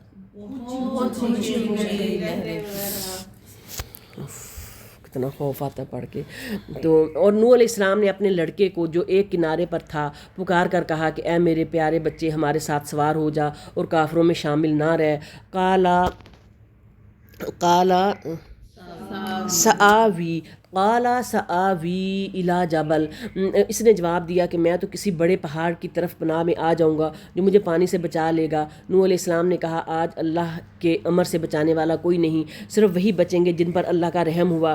اسی وقت ان دونوں کے درمیان موج حائل ہو گئی اور وہ ڈوبنے والوں میں سے ہو گیا۔ وقیل یا ارض ابلعی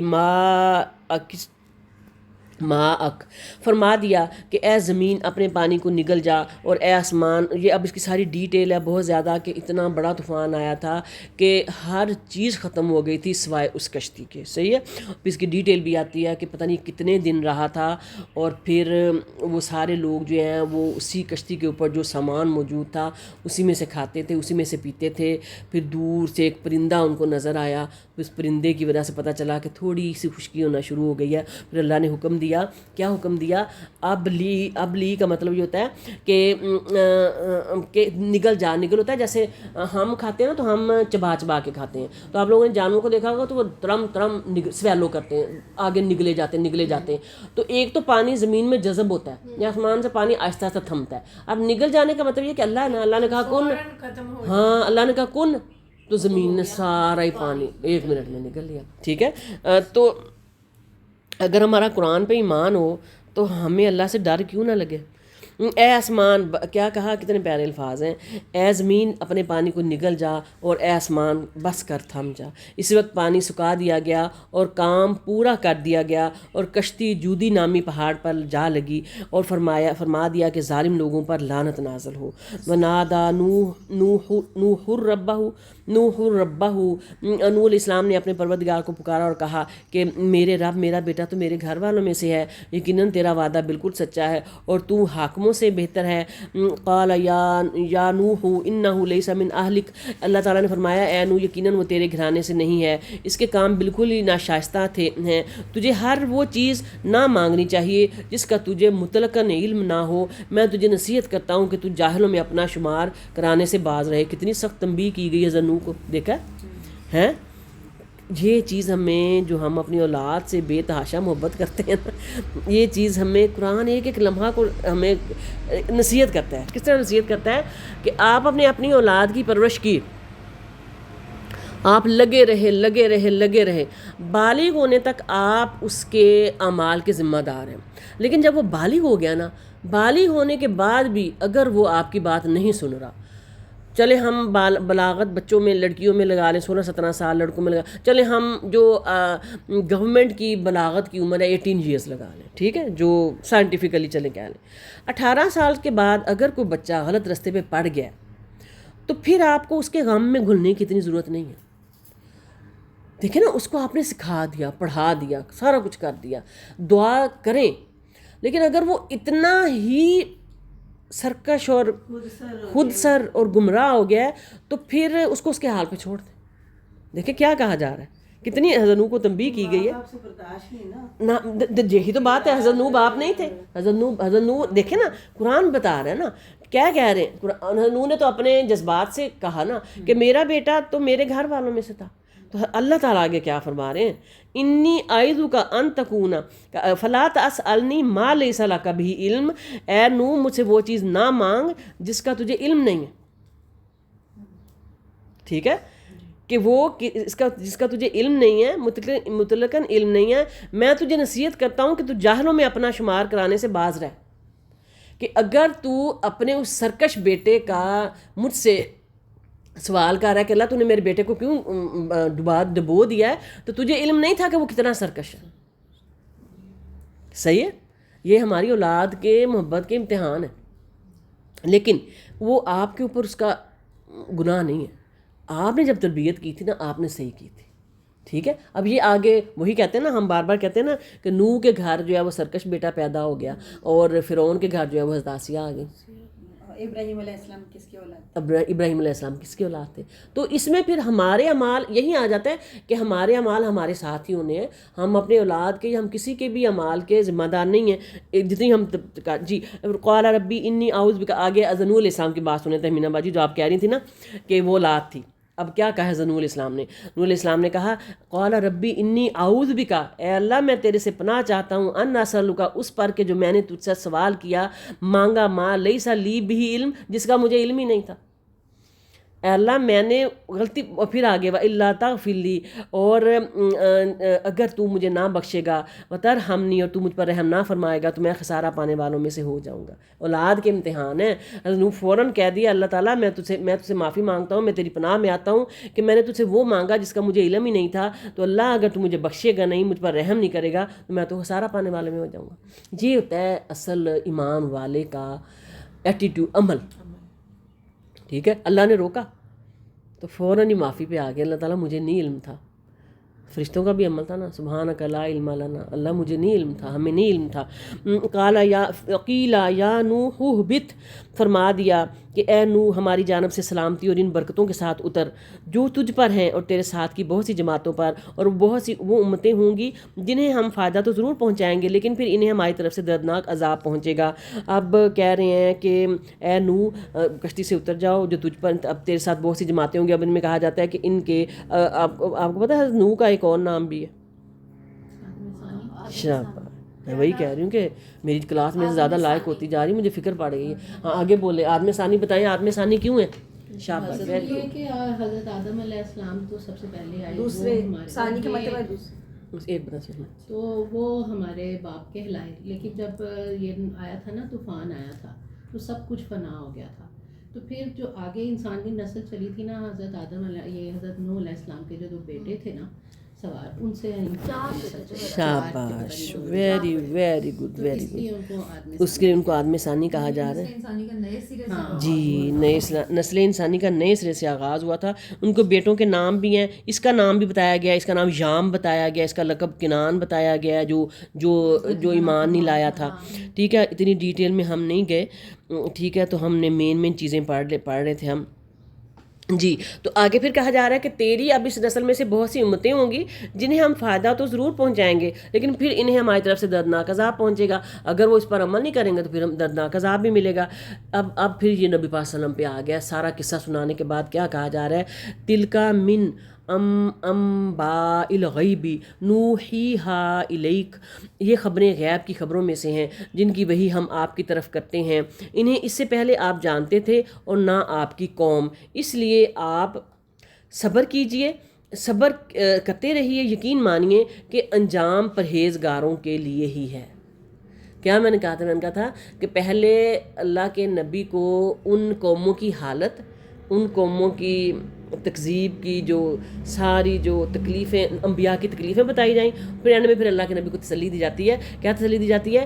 اور پھر سب سے پہلے پھر وہی بار بار عقیدہ کہ اللہ کے نبی کو کچھ خبر نہیں ہے، بھائی یہ میں ہی اللہ کہہ رہے ہیں کہ میں ہی خبریں دے رہا ہوں، یہ خبریں غیب کی خبروں میں سے ہیں جن کی وہی ہم آپ کرتے ہیں، اس سے پہلے نہ تو آپ کو ان کا کچھ پتہ تھا اور نہ آپ کی قوم کو پتہ تھا۔ اور آپ کو پھر کہا جا رہا ہے کہ اگر آپ کو لوگوں کی طرف سے تکلیفیں آ رہی ہیں تو آپ کیا کریں؟ صبر کریں، اور انجام پرہیزگاروں کے لیے ہے، یعنی اگر جو تقوی والے لوگ ہیں تو انشاءاللہ اللہ تعالیٰ ان کا انجام اچھا کرے گا۔ بھائی آگے آ گئے حضرت عاد اور قوم ہود، جس کے اوپر سورت کا نام ہے، جی حضرت ہود، قوم عاد، حضرت ہود، کتنی کنفیوژن، کیا میں نے کیا بول دیا جی۔ حضرت ہود علیہ السلام اور قوم کون تھی؟ قوم عاد۔ تو آپ کا کیسا دماغ گھوم جاتا ہے، سچ بڈھی ہو گئی۔ وَإِلَىٰ عَادٍ أَخَاهُمْ هُودًا، اور قوم عاد کی طرف ان کے بھائی ہود کو ہم نے بھیجا، اس نے کہا میری قوم والو اللہ ہی کی عبادت کرو، اس کے سوا تمہارا کوئی معبود نہیں، تم تو صرف بہتان باندھ رہے ہو۔ یہ اب سیم جس طرح نوح کا قصہ تھا سارا حضرت ہود کا بیان کیا جائے گا۔ یا قوم لا اسألکم علیہ اجرا، سیم وہی ڈائیلاگ آئیں گے، اے میری قوم میں تم سے اس کی کوئی اجرت نہیں مانگتا، میرا اجر اس کے ذمے ہے جس نے مجھے پیدا کیا ہے، تو کیا پھر بھی تم عقل سے کام نہیں لیتے؟ وَيَا قَوْمِ اسْتَغْفِرُوا رَبَّكُمْ ثُمَّ تُوبُوا إِلَيْهِ، اے میری قوم کے لوگوں تم اپنے پالنے والے سے جب اپنی غلطیوں کی معافی طلب کرو اور اس کی جناب میں توبہ کرو تاکہ وہ برسنے والے بادل تم پر بھیج دے اور تمہاری طاقت قوت بڑھا دے اور تم جرم کرتے ہوئے روگردانی نہ کرو. قالوا یا ہود، انہوں نے کہا اے ہود تو ہمارے پاس کوئی دلیل تو لایا نہیں کہ اور ہم صرف تیرے کہنوں سے اپنے معبودوں کو چھوڑنے والے نہیں اور نہ ہم تجھ پر ایمان لانے والے ہیں. ان تقولوا الا اعترافا دوبارہ بولیں، میرا باریک ہے. ہاں ان نقول الا تراکا ہے نا، یہی ہے نا، اللہ تراکا. بلکہ ہم تو یہی کہتے ہیں کہ تو ہمارے کسی معبود کے بڑے جھپٹے میں آ گیا ہے. کہہ رہے ہیں کہ تو ہمارے جو بت وغیرہ ہے نا، ان میں سے کسی بت نے تم پہ اوپر کو جادو شادو کر دیا ہے اور تم مطلب اپنے ہوش میں نہیں ہو. اس نے جواب دیا کہ میں اللہ کو گواہ کرتا ہوں اور تم بھی گواہ رہو کہ میں تو اللہ کے سوا ان سب سے بیزار ہوں جنہیں تم شریک بنا رہے ہو. کہہ رہے ہیں کہ میں تو، تم لوگ یہ بات کر رہے ہو کہ جس تمہارے کسی بت نے یا تمہارے کسی الہ نے مجھے دیوانہ بنا دیا ہے، تو میں تو ان سے بیزار ہوں اور جنہیں تم شریک بنا رہے ہو. اس کی ڈیٹیل تو بہت ہے، لیکن ہم اگر بہت ڈیٹیل میں جائیں گے تو ہمارا پارا نہیں ختم ہوگا، اس لیے میں بہت زیادہ ڈیٹیل نہیں بتا سک رہی. ٹھیک ہے. من دونی ہی فقیدونی جمیعا ثم لا تنظرون. اچھا تم سب مل کر میرے خلاف چالیں چالو اور مجھے بالکل مہلت بھی نہ دو. انی توکلت علی اللہ ربی و ربکم، میرا بھروسہ صرف اللہ تعالیٰ پر ہی ہے جو میرا اور تم سب کا پروردگار ہے. جتنے بھی پاؤں دھرنے والے ہیں سب کی پیشانے وہی تھامے ہوئے ہیں، یقیناً میرا رب بالکل صحیح راہ پر ہے. اب اللہ سبحانہ وتعالیٰ فرما رہے ہیں یعنی اگر تمہیں میری بات پر یقین نہیں ہے بلکہ تم اپنے دعوے میں سچے ہو کہ یہ بت کچھ کر سکتے ہیں، تو لو میں حاضر ہوں. تم اور تمہارے معبود سب مل کر میرے خلاف کچھ کر لو. ٹھیک ہے. مزید اس کے نبی کے اس انداز سے پتہ چلتا ہے وہ کس قدر بصیرت پر ہوتا ہے اور اپنے حق پر قائم ہونے پر اسے یقین ہوتا ہے کہ وہ کہہ رہے ہیں کہ ٹھیک ہے اپنے بتوں کو لے آؤ، جو مرضی کرنا کر لیں. یعنی جس ذات کے ہاتھ میں، جس طرح حضرت ابراہیم گئے تھے نا تو سارے توڑ کے آگے تھے، ان کو اللہ پہ یقین تھا. یعنی جس ذات کے ہاتھ میں ہر چیز کا قبضہ و تصرف ہے وہی ذات ہے جو میرا اور تمہارا رب ہے. میرا توکل اسی پر ہے. مقصد ان الفاظ سے حضرت ہود علیہ السلام کا یہ ہے کہ جن کو تم نے اللہ کا شریک ٹھہرا رکھا ہے ان پر بھی اللہ ہی کا قبضہ اور تصرف ہے، اور اللہ تعالیٰ ان کے ساتھ جو چاہے کر سکتا ہے، وہ کسی کا کچھ نہیں کر سکتے. یعنی وہ جو توحید کی دعوت دے رہا ہے یقیناً یہ دعوت اس صراط مستقیم ہے اور اسی پر چل کر نجات اور کامیابی سے ہمکنار ہوا جا سکتا ہے. اور اس کے علاوہ جو صراط مستقیم سے انحراف کرتا ہے تباہی اور بربادی اس کا مقدر بن جاتی ہے. فَإِن تَوَلَّوْا قَدْ أَبْلَغْتُكُمْ، بس اگر تم روگردانی کرو تو کرو، میں تو تمہیں پیغام پہنچا چکا جو دے کر مجھے تمہاری طرف بھیجا گیا تھا. میرا رب تمہارے قائم مقام اور لوگوں کو کر دے گا اور تم اس کا کچھ بھی بگاڑ نہ سکو گے. یقیناً میرا پروردگار ہر چیز پر نگہبان ہے. یہ کتنی سخت ہے نا، یہ کتنے سخت الفاظ ہوتے ہیں قرآن پاک کے کہ جب بھی اللہ تعالیٰ کہتے ہیں نا کہ تم نے اگر ایمان لانا ہے تو لے آؤ، بات ختم، ورنہ میں تمہاری جگہ اور لوگوں کو لے آؤں گا. تو اللہ کو ہماری ایمان کی کوئی ضرورت نہیں ہے. ہم بچوں کو چھوٹے چھوٹے کہتے ہیں یہ لے لو ورنہ میں کسی اور کو دے دوں گی، کہتے ہیں نا ہم. وَلَمَّا جَاءَ أَمْرُنَا نَجَّيْنَا، اور جب ہمارا حکم آ پہنچا تو ہم نے ہود کو اور اس کے مسلمان ساتھیوں کو اپنی خاص رحمت سے نجات فرمائی اور ہم نے ان سب کو سخت عذاب سے بچا لیا. وَتِلْكَ عَادٌ جَحَدُوا بِآيَاتِ رَبِّهِمْ، یہ تھی قوم عاد جنہوں نے اپنے رب کی آیتوں کا انکار کیا اور اس کے رسولوں کی نافرمانی کی اور ہر ایک سرکش نافرمان کے حکم کی تابع داری کی. استغفر اللہ. وَأُتْبِعُوا فِي هَذِهِ الدُّنْيَا، اور دنیا میں بھی ان کے پیچھے لعنت لگا دی گئی اور قیامت کے دن بھی. دیکھ لو قوم عاد نے اپنے رب سے کفر کیا.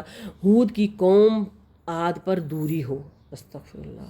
کہ یہ لعنت کا، یہ دوری کا جو لفظ ہے اس قدر سخت ہے کہ اللہ تعالیٰ ایسا لفظ جس قوم کے لیے بول دیتا ہے اس کے ساتھ کیا بنتا ہے.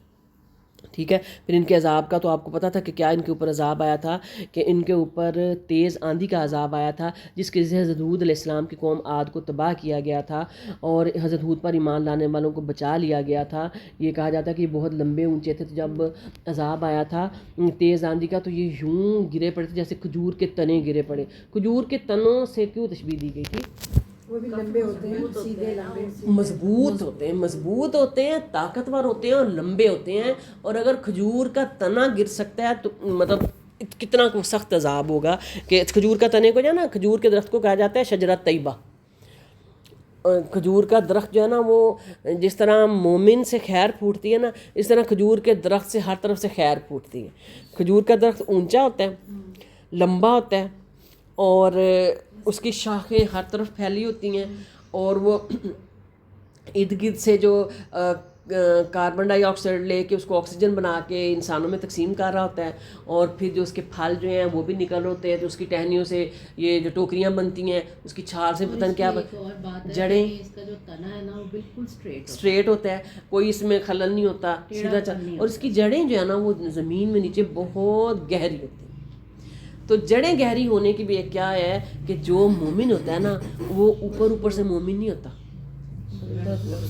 اس کے دل میں ایمان کی جڑیں گہری ہوتی ہیں۔ تو اس لیے کھجور کو کیا کہا جاتا ہے، اور کھجور کو ہیلدی بھی کہا جاتا ہے۔ اس کا جو، ہاں سچ، فروٹ کی تو بات ہی نہیں ہوئی، سب سے امپورٹنٹ بات تو فروٹ کی ہے۔ خشک ہوتا ہے دونوں طرح سے، ہاں، کھجور جو ہے وہ اس کا جو فروٹ ہے اس جس طرح تو ہیلدی ہے ہی کوئی نہیں، ٹھیک ہے، جنت کا پھل ہے۔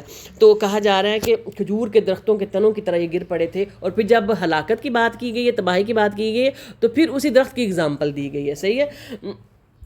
عاد کی طرف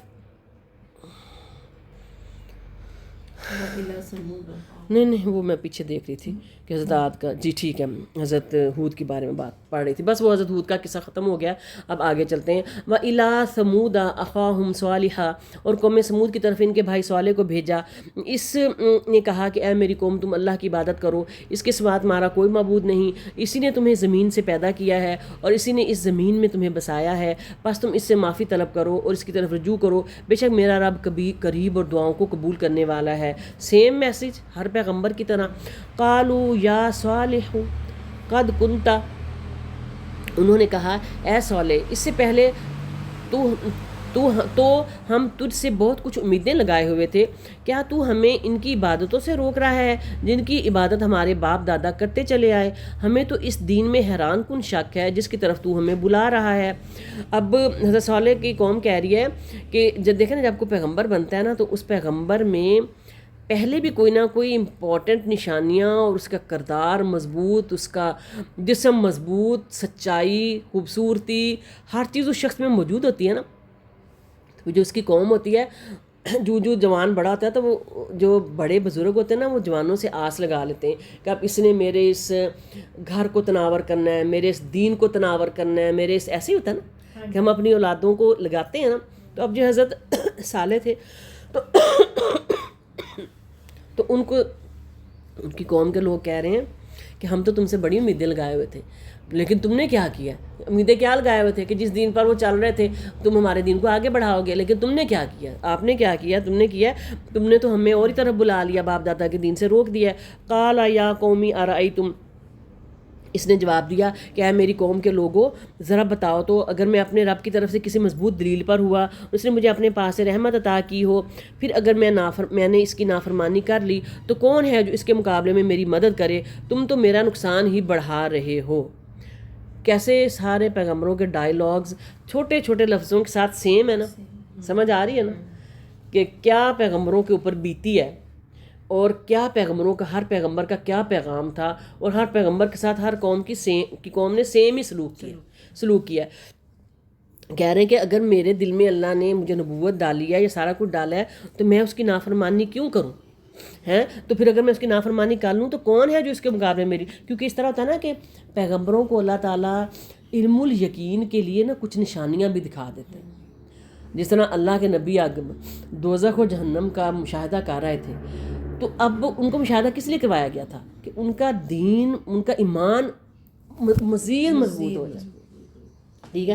حضرت ابراہیم نے کہا تھا نا کہ اللہ میرے سامنے پرندے کو زندہ کر دے، تو اللہ نے کہا تھا کیا تجھے میرے پہ یقین نہیں؟ کہتا یقین تو ہے، لیکن میں کیا چاہتا ہوں؟ آنکھوں سے دیکھنا چاہتا اور میں آنکھوں سے دیکھنا، میں اپنا یقین، علم الیقین دیکھنا چاہتا ہوں۔ تو پھر کیا کیا تھا کہ ایک پہاڑ کے ایک کونے پہ پرندے کو کاٹ کے پھر اللہ نے جوڑ کے پہلے دکھا پرندوں کو مانوس کر لیا تھا۔ جی لیکن انبیاء کو اس لیے بھی چاہیے ہوتا ہے نا کہ جب وہ اللہ تعالیٰ کا پیغام لاتے ہیں تو ان کے مقابلے میں یہ مخالفت انتہائی شدت کی ہوتی ہے۔ عام انسان کے پیر اکھڑ سکتے ہیں، وہ صراط مستقیم سے ہٹ سکتا ہے، لیکن پیغمبر کو اللہ تعالیٰ خاص و قوت دل کے اندر اتار دیتے ہیں پوری طاقت کے ساتھ، تاکہ وہ اس قوت کا مقابلہ کر سکے جو جس کا اسے سامنا کرنا پڑا. مخالفین بھی تو ان کے پائے کے ہوتے ہیں نا، تو ان کا مقابلے کے لیے اللہ تعالیٰ پھر ان کو مزید اپنی نشانیاں دکھاتا ہے. وَيَا قَوْمِ هَٰذِهِ نَاقَةُ اللَّهِ، اے میری قوم والو یہ اللہ کی بھیجی ہوئی اونٹنی ہے جو تمہارے لیے ایک معجزہ ہے. اب تم اسے اللہ کی زمین میں کھاتی ہوئی چھوڑ دو اور اسے کسی طرح کی ایذا نہ پہنچاؤ ورنہ فوری عذاب تمہیں پکڑ لے گا. اب یہ اللہ تعالیٰ نے نشانی بھیجی اونٹنی ان پر، پھر بھی ان لوگوں نے اس اونٹنی کے پاؤں کاٹ ڈالے. اس پر صالح نے کہا کہ اچھا تم اپنے گھروں میں 3 دن تک تو رہ سہ لو، یہ وعدہ جھوٹا نہیں ہے. پھر جب ہمارا فرمان ہاں اب یہ ہے کہ انہوں نے اللہ کے نبی سے وہ بار بار کہہ رہے تھے کہ حضرت صالح علیہ السلام سے کہ ہمیں کوئی نشانی دکھاؤ. پھر اللہ نے ایک نشانی بھیجی، اونٹنی آئی جو پہاڑ سے اللہ تعالیٰ نے نکالی. اب جب وہ اونٹنی آئی تو اس اونٹنی نے اتنی بڑی تھی کہ وہ ان کا پانی جو ہے وہ پی جاتی تھی. پھر اللہ نے باریاں مقرر کر دیں وحی کے ذریعے سے. اب باری پہ بھی ان کو تسلی نہیں ہوئی، اب ان کو یہ تھا کہ اب یہ ختم ہو جائے جلدی سے. اسی لیے کہتے ہیں نا کہ اللہ سے نشانیاں مت مانگو، کیونکہ نشانی آ جائے گی، جب تم اس کا انکار کرو گے تو کیا ہوگا؟ پھر عذاب آئے گا. ٹھیک ہے، تو پھر جب انہوں نے اس کے پاؤں کاٹ ڈالے، کونچیں کاٹ ڈالیں، تو پھر انہوں نے کہا ٹھیک ہے 3 دن کی مہلت ہے، یہ وعدہ جھوٹا نہیں ہے. فلما جاء امرنا نجینا صالحا والذین آمنوا معه برحمت منا، جب ہمارا فرمان آ پہنچا ہم نے صالح کو اور ان پر ایمان لانے والوں کو اپنی رحمت سے اس لیے بھی بچا لیا، اس سے بھی بچا لیا اور اس دن کی رسوائی سے بھی. یقیناً تیرا رب نہایت توانا اور غالب ہے. صحیح ہے جی. عذاب آ گیا 4تھے دن، اور پھر کیا کیا گیا کہ حضرت صالح پر ایمان لانے کے علاوہ باقی سب کو ہلاک کر دیا گیا. یہ عذاب صیحہ، چیخ، زور کی کڑک کی صورت میں آیا تھا. بعض کے نزدیک یہ حضرت جبرائیل علیہ السلام کی چیخ تھی، بعض کے نزدیک یہ آسمان سے آئی تھی، جس سے ان کے دل پارا پارا ہو گئے تھے اور ان کی موت واقع ہو گئی تھی. اور ساتھ ہی بھونچال، رجفہ یعنی زلزلہ بھی آیا تھا. اور جس طرح پرندے مرنے کے بعد زمین پر مٹی کے ساتھ پڑے ہوتے ہیں، اسی طرح یہ موت سے ہم کنار ہو کر منہ کے بل زمین پر پڑے رہے تھے. احد اللہ زینہ ظالم الصیحہ، ان اور ظالموں کو بڑے زور کی چنگھاڑ نے آ دبوچا، پھر تو وہ اپنے گھروں میں اوندے پڑے رہ گئے، ایسے کہ گویا وہ وہاں کبھی آباد ہی نہ تھے. آگاہ رہو کہ قوم سمود نے اپنے رب سے کفر کیا. سن لو ان سمودیوں پر پھٹکار ہے. الا بعدا لثمود، بودر کا کیا مطلب ہے؟ پھٹکار.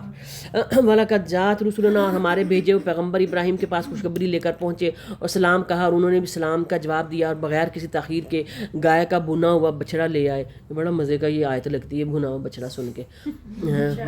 کھانے والا جو میرے سے جیسے شوقین کھانے پینے کا بندہ ہے نا، اس کو فوراً آتا ہے بھنا ہوا بچڑا. کتنے مہمان نواز تھے. جب ہم اس کی تفسیر پڑھ رہے تھے تو کہتے تھے کتنے مہمان نواز تھے، فوراً ہی بھاگ کے بچڑا لے آئے. تو ہم پوچھتے رہتے پانی لاؤں، چائے لاؤں. ہاں یہ ایک ادب مل رہا ہے مہمانوں کے سامنے. اور عربوں میں اب بھی یہ خاصیت ہے کہ عرب اتنے مہمان نواز ہیں کہ آپ ان کی کبھی ویڈیوز دیکھیں تو وہ 1-2 کلو گوشت پہ تو وہ قناعت ہی نہیں کر رہے ہوتے ہیں. کھاتے بھی بہت زیادہ، کھاتے بھی بہت زیادہ. میم جب ہم حج کو گئے نا تو ہم مینا میں پہنچے نا، تو میم اتنی بڑی بکرے کی ٹانگ تھی، وہ جو سجی بنائی ہوئی تھی، چاول تھے، تو وہ لا کے نا ہمیں ایک آدمی دے گیا. اچھا تو کھاؤ. اچھا وہ ہم سے ساری گروپ سے نہیں کھائی گئی، تو ہم نے نا پھر دوبارہ جو مردوں کا گروپ تھا ان کو پہچانی. کیا بات ہے، کیا بات ہے، ماشاء اللہ. اور دیکھیں پھر اللہ تعالیٰ ان کو دے بھی اتنا ہی رہا ہے، اللہ تعالیٰ ان کو دے بھی رہا ہے. اور بڑی پیاری ہم اس کی تفسیر کرتے ہوتے ہیں کہ فوراً ہی دیکھا حضرت ابراہیم نے. اب ان کو یہ بھی نہیں پتا تھا کہ یہ فرشتے ہیں، تو بعد میں پتہ چلا. ینگ لڑکے تھے 18 19 سال کے. تو یہاں سے ہمیں یہ بھی ملتا ہے کہ ایک نبی تھے، اتنے جید پیغمبر تھے. یہ آگے آ رہا ہے، آگے آ رہا ہے جی. ہمارے جو عقائد ہیں وہ کس قدر اس حوالے سے، کس قدر اس حوالے سے جو انبیاء ہیں وہ بھی غیب کا علم رکھتے ہیں. وہی غیب کا علم رکھتے ہیں کہ یہ ان کو وہ بھاگ کے کس لیے لے آئے. ان کو پتا ہوتا کہ فرشتے ہیں تو وہ نہ لاتے. اور پھر جب آگے آئے گا کہ وہ ہاتھ بڑھا ہی نہ رہے تھے تو پھر ڈر گئے. پھر کہتے ہیں یہ کیا کر رہی ہے، تو پتہ نہیں کیا آ گیا جی. اور بغیر کسی تاخیر کے روزہ رکھا ہوا تو گائے کا بھنا ہوا بچڑے کی بات آئے تو پھر شغل تو لگتا ہے نا جی. آگے آ جائیں جی. اس لیے سب نے جب بھی کوئی کسی کا اگر مہمان آئے فوراً چکن بھون کے سامنے لا کے رکھا کریں جی جلدی سے. اوکے नहीं अल्लाह ताला दे दे اللہ تعالیٰ دے جو بھی ہو وہی رکھ دے ہاں جو رکھ دے فلما یہاں کھانے ہاں میرا جی بھائی وہ تو نہ ہی سعودی عرب کرتے ہیں رہتا تھا اس لیے جو رکھنا ہو رکھ دو کہ یہ عربیوں کو اللہ تعالیٰ نے اتنا دیا ہوا ہے تھوڑا سا اونچا بولیں. تو کہتا ہے وہ سخاوت بہت کرتے اللہ کے راستے میں بہت دیتے ہیں. سخاوت بہت حضرت ابراہیم کی بھی دعا ہے. ہاں فلما رآ ایدیہم، اب جو دیکھا تو ان کے تو ہاتھ بھی اس کی طرف نہیں پہنچ رہے، تو ان سے اجنبیت محسوس کر کے دل ہی دل میں ان سے خوف کرنے لگے، اور انہوں نے کہا ڈرو نہیں، ہم تو قوم لوط کی طرف بھیجے ہوئے آئے ہیں. اب دیکھیں ایک بات جو ابھی آپ نے شگفتہ نے کہی کہ سب سے پہلے تو ان کو یہ بھی نہیں پتہ چلا کہ یہ فرشتے ہیں. ٹھیک ہے، یہاں سے پیغمبروں کے عالم الغیب ہونے کا جو غیب کے علم ہونے کی نفی ہو جاتی ہے. دوسرا پھر ان کو جب دیکھا کہ یہ انسان نہیں ہے تو پھر ڈر بھی گئے. یہ بھی بشریت کی ایک خوبی ہے، بشر کی ایک خوبی ہے کہ ڈرتا کون ہے؟ بشر ڈرتا ہے، کہ فوراً خوف آیا دل میں، ڈر گئے ہیں، ڈر گئے اور خوف کرنے لگے. تو پھر انہوں نے کہا نہیں ڈرو نہیں، فرشتوں نے کہا کہ ڈرو نہیں، اور ہم تو اصل میں تو ہم قوم لوط کی طرف آئے ہیں. وَامْرَأَتُهُ قَائِمَةٌ، اور اس کی بیوی جو کھڑی ہوئی تھی وہ ہنس پڑی. تو ہم نے اسے اسحاق کی اور اسحاق کے پیچھے یعقوب کی بشارت دی، خوشخبری دی. یہ حضرت سارہ کے بارے میں بات ہو رہی ہے. قَالَ يَا وَيْلَتَا أَأَلِدُ وَأَنَا عَجُوزٌ وَهَذَا بَالِي شَيْخًا. بڑا پیارا ڈائلاگ ہے. وہ کہنے لگی ہائے میری کم بختی، میرے ہاں اولاد کیسے ہو سکتی ہے، میں خود بڑھیا ہوں اور یہ میرے خامد بھی بہت بڑی عمر کے ہیں، یہ تو یقیناً بڑی عجیب بات ہے. فرشتوں نے کہا کیا تو اللہ کی قدرت سے تعجب کر رہی ہے؟ تم پر اے اس گھر کے لوگوں اللہ کی رحمت اور اس کی برکتیں نازل ہوں، بے شک اللہ حمد و ثنا کا سزاوار اور بڑی شان والا ہے. فلما ذهب عن ابراہیم الروع، جب ابراہیم کا ڈر خوف جاتا رہا اور اسے بشارت بھی پہنچ چکی تو ہم سے قوم لوط کے بارے میں کہنے سننے لگے. یقیناً ابراہیم بہت تحمل والے، نرم دل اور اللہ کی جانب جھکنے والے تھے. اب پہلے ڈر گئے، پھر اللہ نے جب اولاد کی خوشخبری دی تو پہلے تو ان کی بیوی ہنس پڑی حضرت سارہ کہ میں اتنی بوڑھی ہوں، میں کیسے بڑھیا ہوں، عجوزاً بڑھیا ہوں، اور یہ جو میرا شیخ ہے یہ بھی وائٹ بائبل والا شیخ بوڑھا ہو گیا. یہ بھی حضرت ابراہیم اپنے خامدے جو ہیں پیغمبروں کو بھی ایسے ہی بول دیتے ہیں، پیغمبروں کی جو بیویاں وہ بھی ایسے ہی بول دیتی ہیں. بیوی ہے کہتی یہ بھی تو بوڑھے ہو گئے ہوئے ہیں، تو ہم نے حالانکہ اتنے بڑے پیغمبر تھے ہے ہی نہیں. تو اللہ نے اب کیا کہا تھا؟ اللہ نے کہا تھا کہ تیرے گھر پہ جو رحمتیں نازل ہو رہی ہیں، برکتیں نازل ہو رہی ہیں، تو بے شک اللہ حمد و ثنا کے ساتھ اللہ بڑی شان والا ہے، اللہ کے لیے کوئی کام کرنا مشکل نہیں. آپ نہیں سنتے کئی دفعہ کسی گھر 15 سال بعد بچہ ہوا، کسی گھر 12 سال بعد بچہ ہوا، کسی گھر 18 سال بعد بچہ ہوا. تو اللہ کی رحمت سے نا امید نہیں ہونا چاہیے، اور جب اللہ کو رحمت دے تو پھر اسے یہ بھی نہیں کرنا چاہیے کہ ہیں یہ کیا ہو گیا، فلاں ہو گیا. جی آگے آ جائیں. تو اب حضرت جب ان سے خوف جاتا رہا اور پھر فوراً ہی کہنے لگے کہ یہ فرشتے جو ہیں وہ آپ لوگ حضرت لوط کے پاس کیوں جا رہے ہیں؟ ٹھیک ہے، کیا وجہ ہے بتائیں مجھے.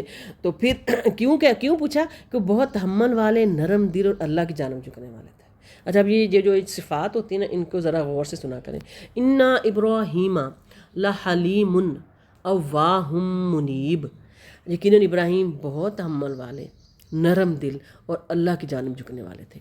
اب ہم پیغمبروں کے ہم پڑھتے ہیں نا ہر دعا، ہر نماز میں اللہم صلی علی محمد وعلی آل محمد کما صلیت علی ابراہیم وعلی آل ابراہیم انک حمید مجید. جب ہم حضرت ابراہیم علیہ السلام پہ درود بھیجتے ہیں، برکتیں بھیجتے ہیں، تو ہم ان پہ برکتیں اور درود کیوں بھیجتے ہیں؟ ان کی ان صفات کی وجہ سے. تو پھر ہمیں کیا کرنا ہے؟ ہمیں اپنانی ہے. شاباش، ہمیں یہ صفات اپنے اندر لانی ہے. حلیم، یہ جو حلیم صفت ہے نا یہ بہت ہی پیاری صفت ہے، اور اس کا مطلب یہ تھا کہ نرم دل اور ویٹ کرنے والا، فوری ایکسپریشن دینے والا نہیں. مطلب ہمارے ایکسپریشن کیا ہوتے ہیں؟ کوئی پریشانی آئی ہڑبڑ طوفان مچا دیا، تحمل. ٹھیک ہے. اور اس کے بعد اواہن، نرم دل، نرم دیکھیں کہ ہمارے دلوں میں کتنی نرمی ہے. اور پھر منیب ہوتا ہے، منیب جو ہے نا حضرت داؤد کی بھی ایک خوبی تھی، اللہ کی طرف رجوع کرنے والے، جھکنے والے. یہ خوبیاں اپنے اندر لائیں انشاءاللہ العظیم. یا ابراہیم اعرض عن ھذا، اے ابراہیم اس خیال کو چھوڑ دیجیے، آپ کے رب کا حکم آ پہنچا ہے، ان پر نہ ٹالے جانے والا عذاب ضرور آن پہنچے گا. فرشتے کتنی سخت بات کر رہے ہیں کہ ابراہیم بس کر دیں، اب آ گیا اللہ کا حکم بس ولما جاءت رسلنا لوطا جب ہمارے بھیجے ہوئے فرشتے لوط کے پاس پہنچے تو ان کی وجہ سے حضرت لوط کون تھے؟ حضرت ابراہیم کے کیا لگتے تھے؟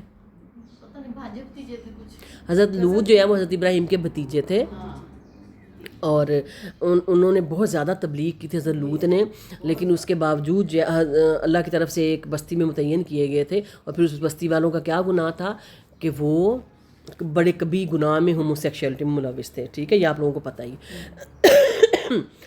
تو وہ بہت غمگین ہو گئے اور دل ہی دل میں کڑنے لگے اور کہنے لگے کہ آج کا دن بڑی مصیبت کا دن ہے.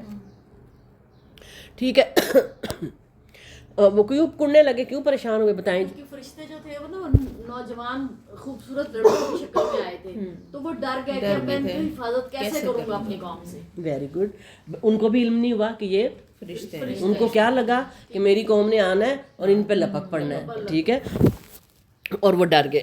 وجاءہ قومہ، اور اس کی قوم دوڑتی ہوئی اس کے پاس آ پہنچی. وہ تو پہلے ہی سے بدکاریوں میں مبتلا تھی. لوط علیہ السلام نے کہا اے قوم کے لوگوں، یہ ہیں میری بیٹیاں جو تمہارے لیے بہت ہی پاکیزہ ہیں. اللہ سے ڈرو اور مجھے میرے مہمانوں کے بارے میں رسوا نہ کرو. کیا تم میں ایک بھی بھلا آدمی نہیں؟ کتنا سخت ہے کہ اتنے بدکار تھے. اور لوط علیہ السلام اپنی ساری قوم کی بیٹیاں، جو قوم کا پیغمبر ہوتا ہے وہ ہر ایک کا باپ ہوتا ہے اور ہر بیٹی کا اور ہر کا باپ ہوتا ہے. تو بیٹیاں اپنی قوم کی ساری عورتوں کو کہہ رہے ہیں کہ اللہ تعالیٰ نے تمہارے اس فعل کے لیے، جائز کے لیے عورتیں رکھی ہیں. اللہ سے ڈرو اور مجھے میرے مہمانوں کے بارے میں سوال. آگے آخری لفظ دیکھیں، الیس منکم رجل رشید، کیا تم میں کوئی بھی بھلا آدمی نہیں؟ ساری کی ساری قوم اس میں ملوث ہے. قالوا لقد علمت ما لنا، انہوں نے جواب دیا تو بخوبی جانتا ہے کہ ہمیں تو تیری بیٹیوں پر کوئی حق نہیں ہے اور ہماری اصلی چاہت سے تو بخوبی واقف ہے. کتنے سخت الفاظ ہیں. پھر عذاب بھی ویسا ہی آیا. قالوا، اور اب یہ عمل اب بھی دنیا میں لیگل ہو چکا ہے تو پھر اللہ تعالیٰ بچائے. قالوا لو ان لی بکم قوۃ، لوط علیہ السلام نے کہا کاش کہ مجھ میں تم سے مقابلہ کرنے کی قوت ہوتی یا میں کسی زبردست کا آسرا پکڑ پاتا. اب یہاں بھی ہم یہ کہیں کہ پیغمبر جو ہیں اس کے پاس اللہ تعالیٰ کسی کو ہوتی ہے طاقت، لیکن اگر اتنی طاقت ہوتی تو پھر ہواری کیوں مانگتے؟ تو یہاں کیا کہہ رہے ہیں، حضرت لوط کا کوئی ہواری نہیں تھا. کوئی ان کی دو بیٹیاں ان کے ساتھ ایمان لائی تھی. انسانی وسائل کا وہ بھی اللہ تعالیٰ نے محتاج بنایا نا کہ انسانی وسائل اور دنیاوی اسباب اور انسانی وسائل، انسانی طاقت. یعنی میں جب کلاس شروع کر رہی تھی، میں کئی سالوں سے کہہ رہی تھی، تو یہ میں آپ لوگوں کے ساتھ شیئرنگ کرتی رہتی ہوں اکثر ہی. تو میں نے نا مطلب 6-7 سال سے میں اس کوشش میں تھی. تو میں پھر اللہ سے دعا مانگتی تھی، اللہ میرے کچھ دوست مجھے ایسے دے دے جو میرے ساتھی بنے اور ہم دین کا اصل پیغام لوگوں تک پہنچا سکیں. اور میں آپ سب لوگوں کی بہت مشکور ہوں. اللہ میرا یہ چھوٹا سا عمل بھی قبول کر لے. اور اللہ، میں آپ لوگوں کی اس دوستی کا حق ادا ہی نہیں کر سکتی. آپ آپ آپ آپ آپ سارے میرے اتنے مددگار ہیں کہ میں آپ لوگوں کو بتا نہیں سکتی. اللہ تعالیٰ آپ کو اس کا برابر مجھ سے زیادہ اجر دے. ٹھیک ہے، نہیں آپ لوگ نہیں، مجھے تو میں اپنے آپ کو اس قابل نہیں سمجھتی، لیکن میں آپ لوگوں کی بہت شکر گزار ہوں کہ آپ ٹھیک ہے. تو اس طرح جو ہے یہ دنیاوی جو آسرے ہیں نا، یہ بہت ضروری ہوتے ہیں. ان سے ہم کٹ آف نہیں ہو سکتے کہ ہم ان کے بغیر کچھ کر لیں. قالوا یا لوط انا عرض کیا ہے رسول. میرا نا یہاں اوپر یہ آ جاتا ہے تھوڑا سا، پھر مجھے نظر نہیں آتا. اب فرشتوں نے کہا کہ اے لوط، ہم تیرے پروردگار کے بھیجے ہوئے ہیں، ناممکن ہے کہ یہ تجھ تک پہنچ جائیں. پس تو اپنے گھر والوں کو لے کر کچھ رات رہے نکل کھڑا ہو. تم میں سے کسی کو مڑ کر بھی نہ دیکھنا چاہیے بجز تیری بیوی کے، اس لیے کہ اسے بھی وہی پہنچنے والا ہے جو ان سب کو پہنچے گا. یقیناً ان کے وعدے کا وقت صبح کا ہے، کیا بالکل صبح قریب نہیں؟ پھر جب ہمارا حکم آ پہنچا، ہم نے اس بستی کو زیر و زبر کر دیا، اوپر کا حصہ نیچے کر دیا، اور ان پر کنکریلے پتھر برسائے جو طے بتہ تھے، تیرے رب کی طرف سے نشاندار تھے، اور وہ ان ظالموں سے کچھ دور بھی نہ تھے. استغفر اللہ. حضرت لوط علیہ السلام کی جو قوم کے اوپر عذاب آیا تھا وہ یہ تھا کہ وہ پتھریلے پتھر تھے، نشان زدہ پتھر تھے، اور پھر ان کو مؤتفقات بھی کہا جاتا ہے کہ یہ ان کی بستیاں جو تھیں، اس کی بستی کو پوری کی پوری اوپر سے اٹھا کے، آسمانوں سے اٹھا کے زمین پہ پھینک دیا گیا تھا. پھر ان کا جو حشر ہوا تھا وہ پوری ڈیٹیل تفاصیر میں آتی ہے. یہ دیکھیں کہ اللہ تعالیٰ ہماری اولادوں کو، خاص کر ہمارے بچے جو لڑکے اور لڑکیاں ایون جو دوسری جگہوں پہ پڑھنے جاتے ہیں، ماں باپ کے سامنے تو ہاتھوں میں ہوتے ہیں نا، ہماری حفاظت میں ہوتے ہیں، لیکن جو باہر چلے جاتے ہیں ان کے لیے اللہ سے بہت دعا کیا کریں. کسی ہاسٹل میں دوسرے شہر میں چلا گیا، کسی دوسرے ملک میں چلا گیا یا چلی گئی، اللہ سے دعا مانگیں اللہ ہمارے بچوں کو صحیح دین پر قائم رکھنا اور انہیں اس قسم کی تمام جو آزمائشوں سے پاک رکھنا. السلام علیکم ورحمۃ اللہ وبرکاتہ.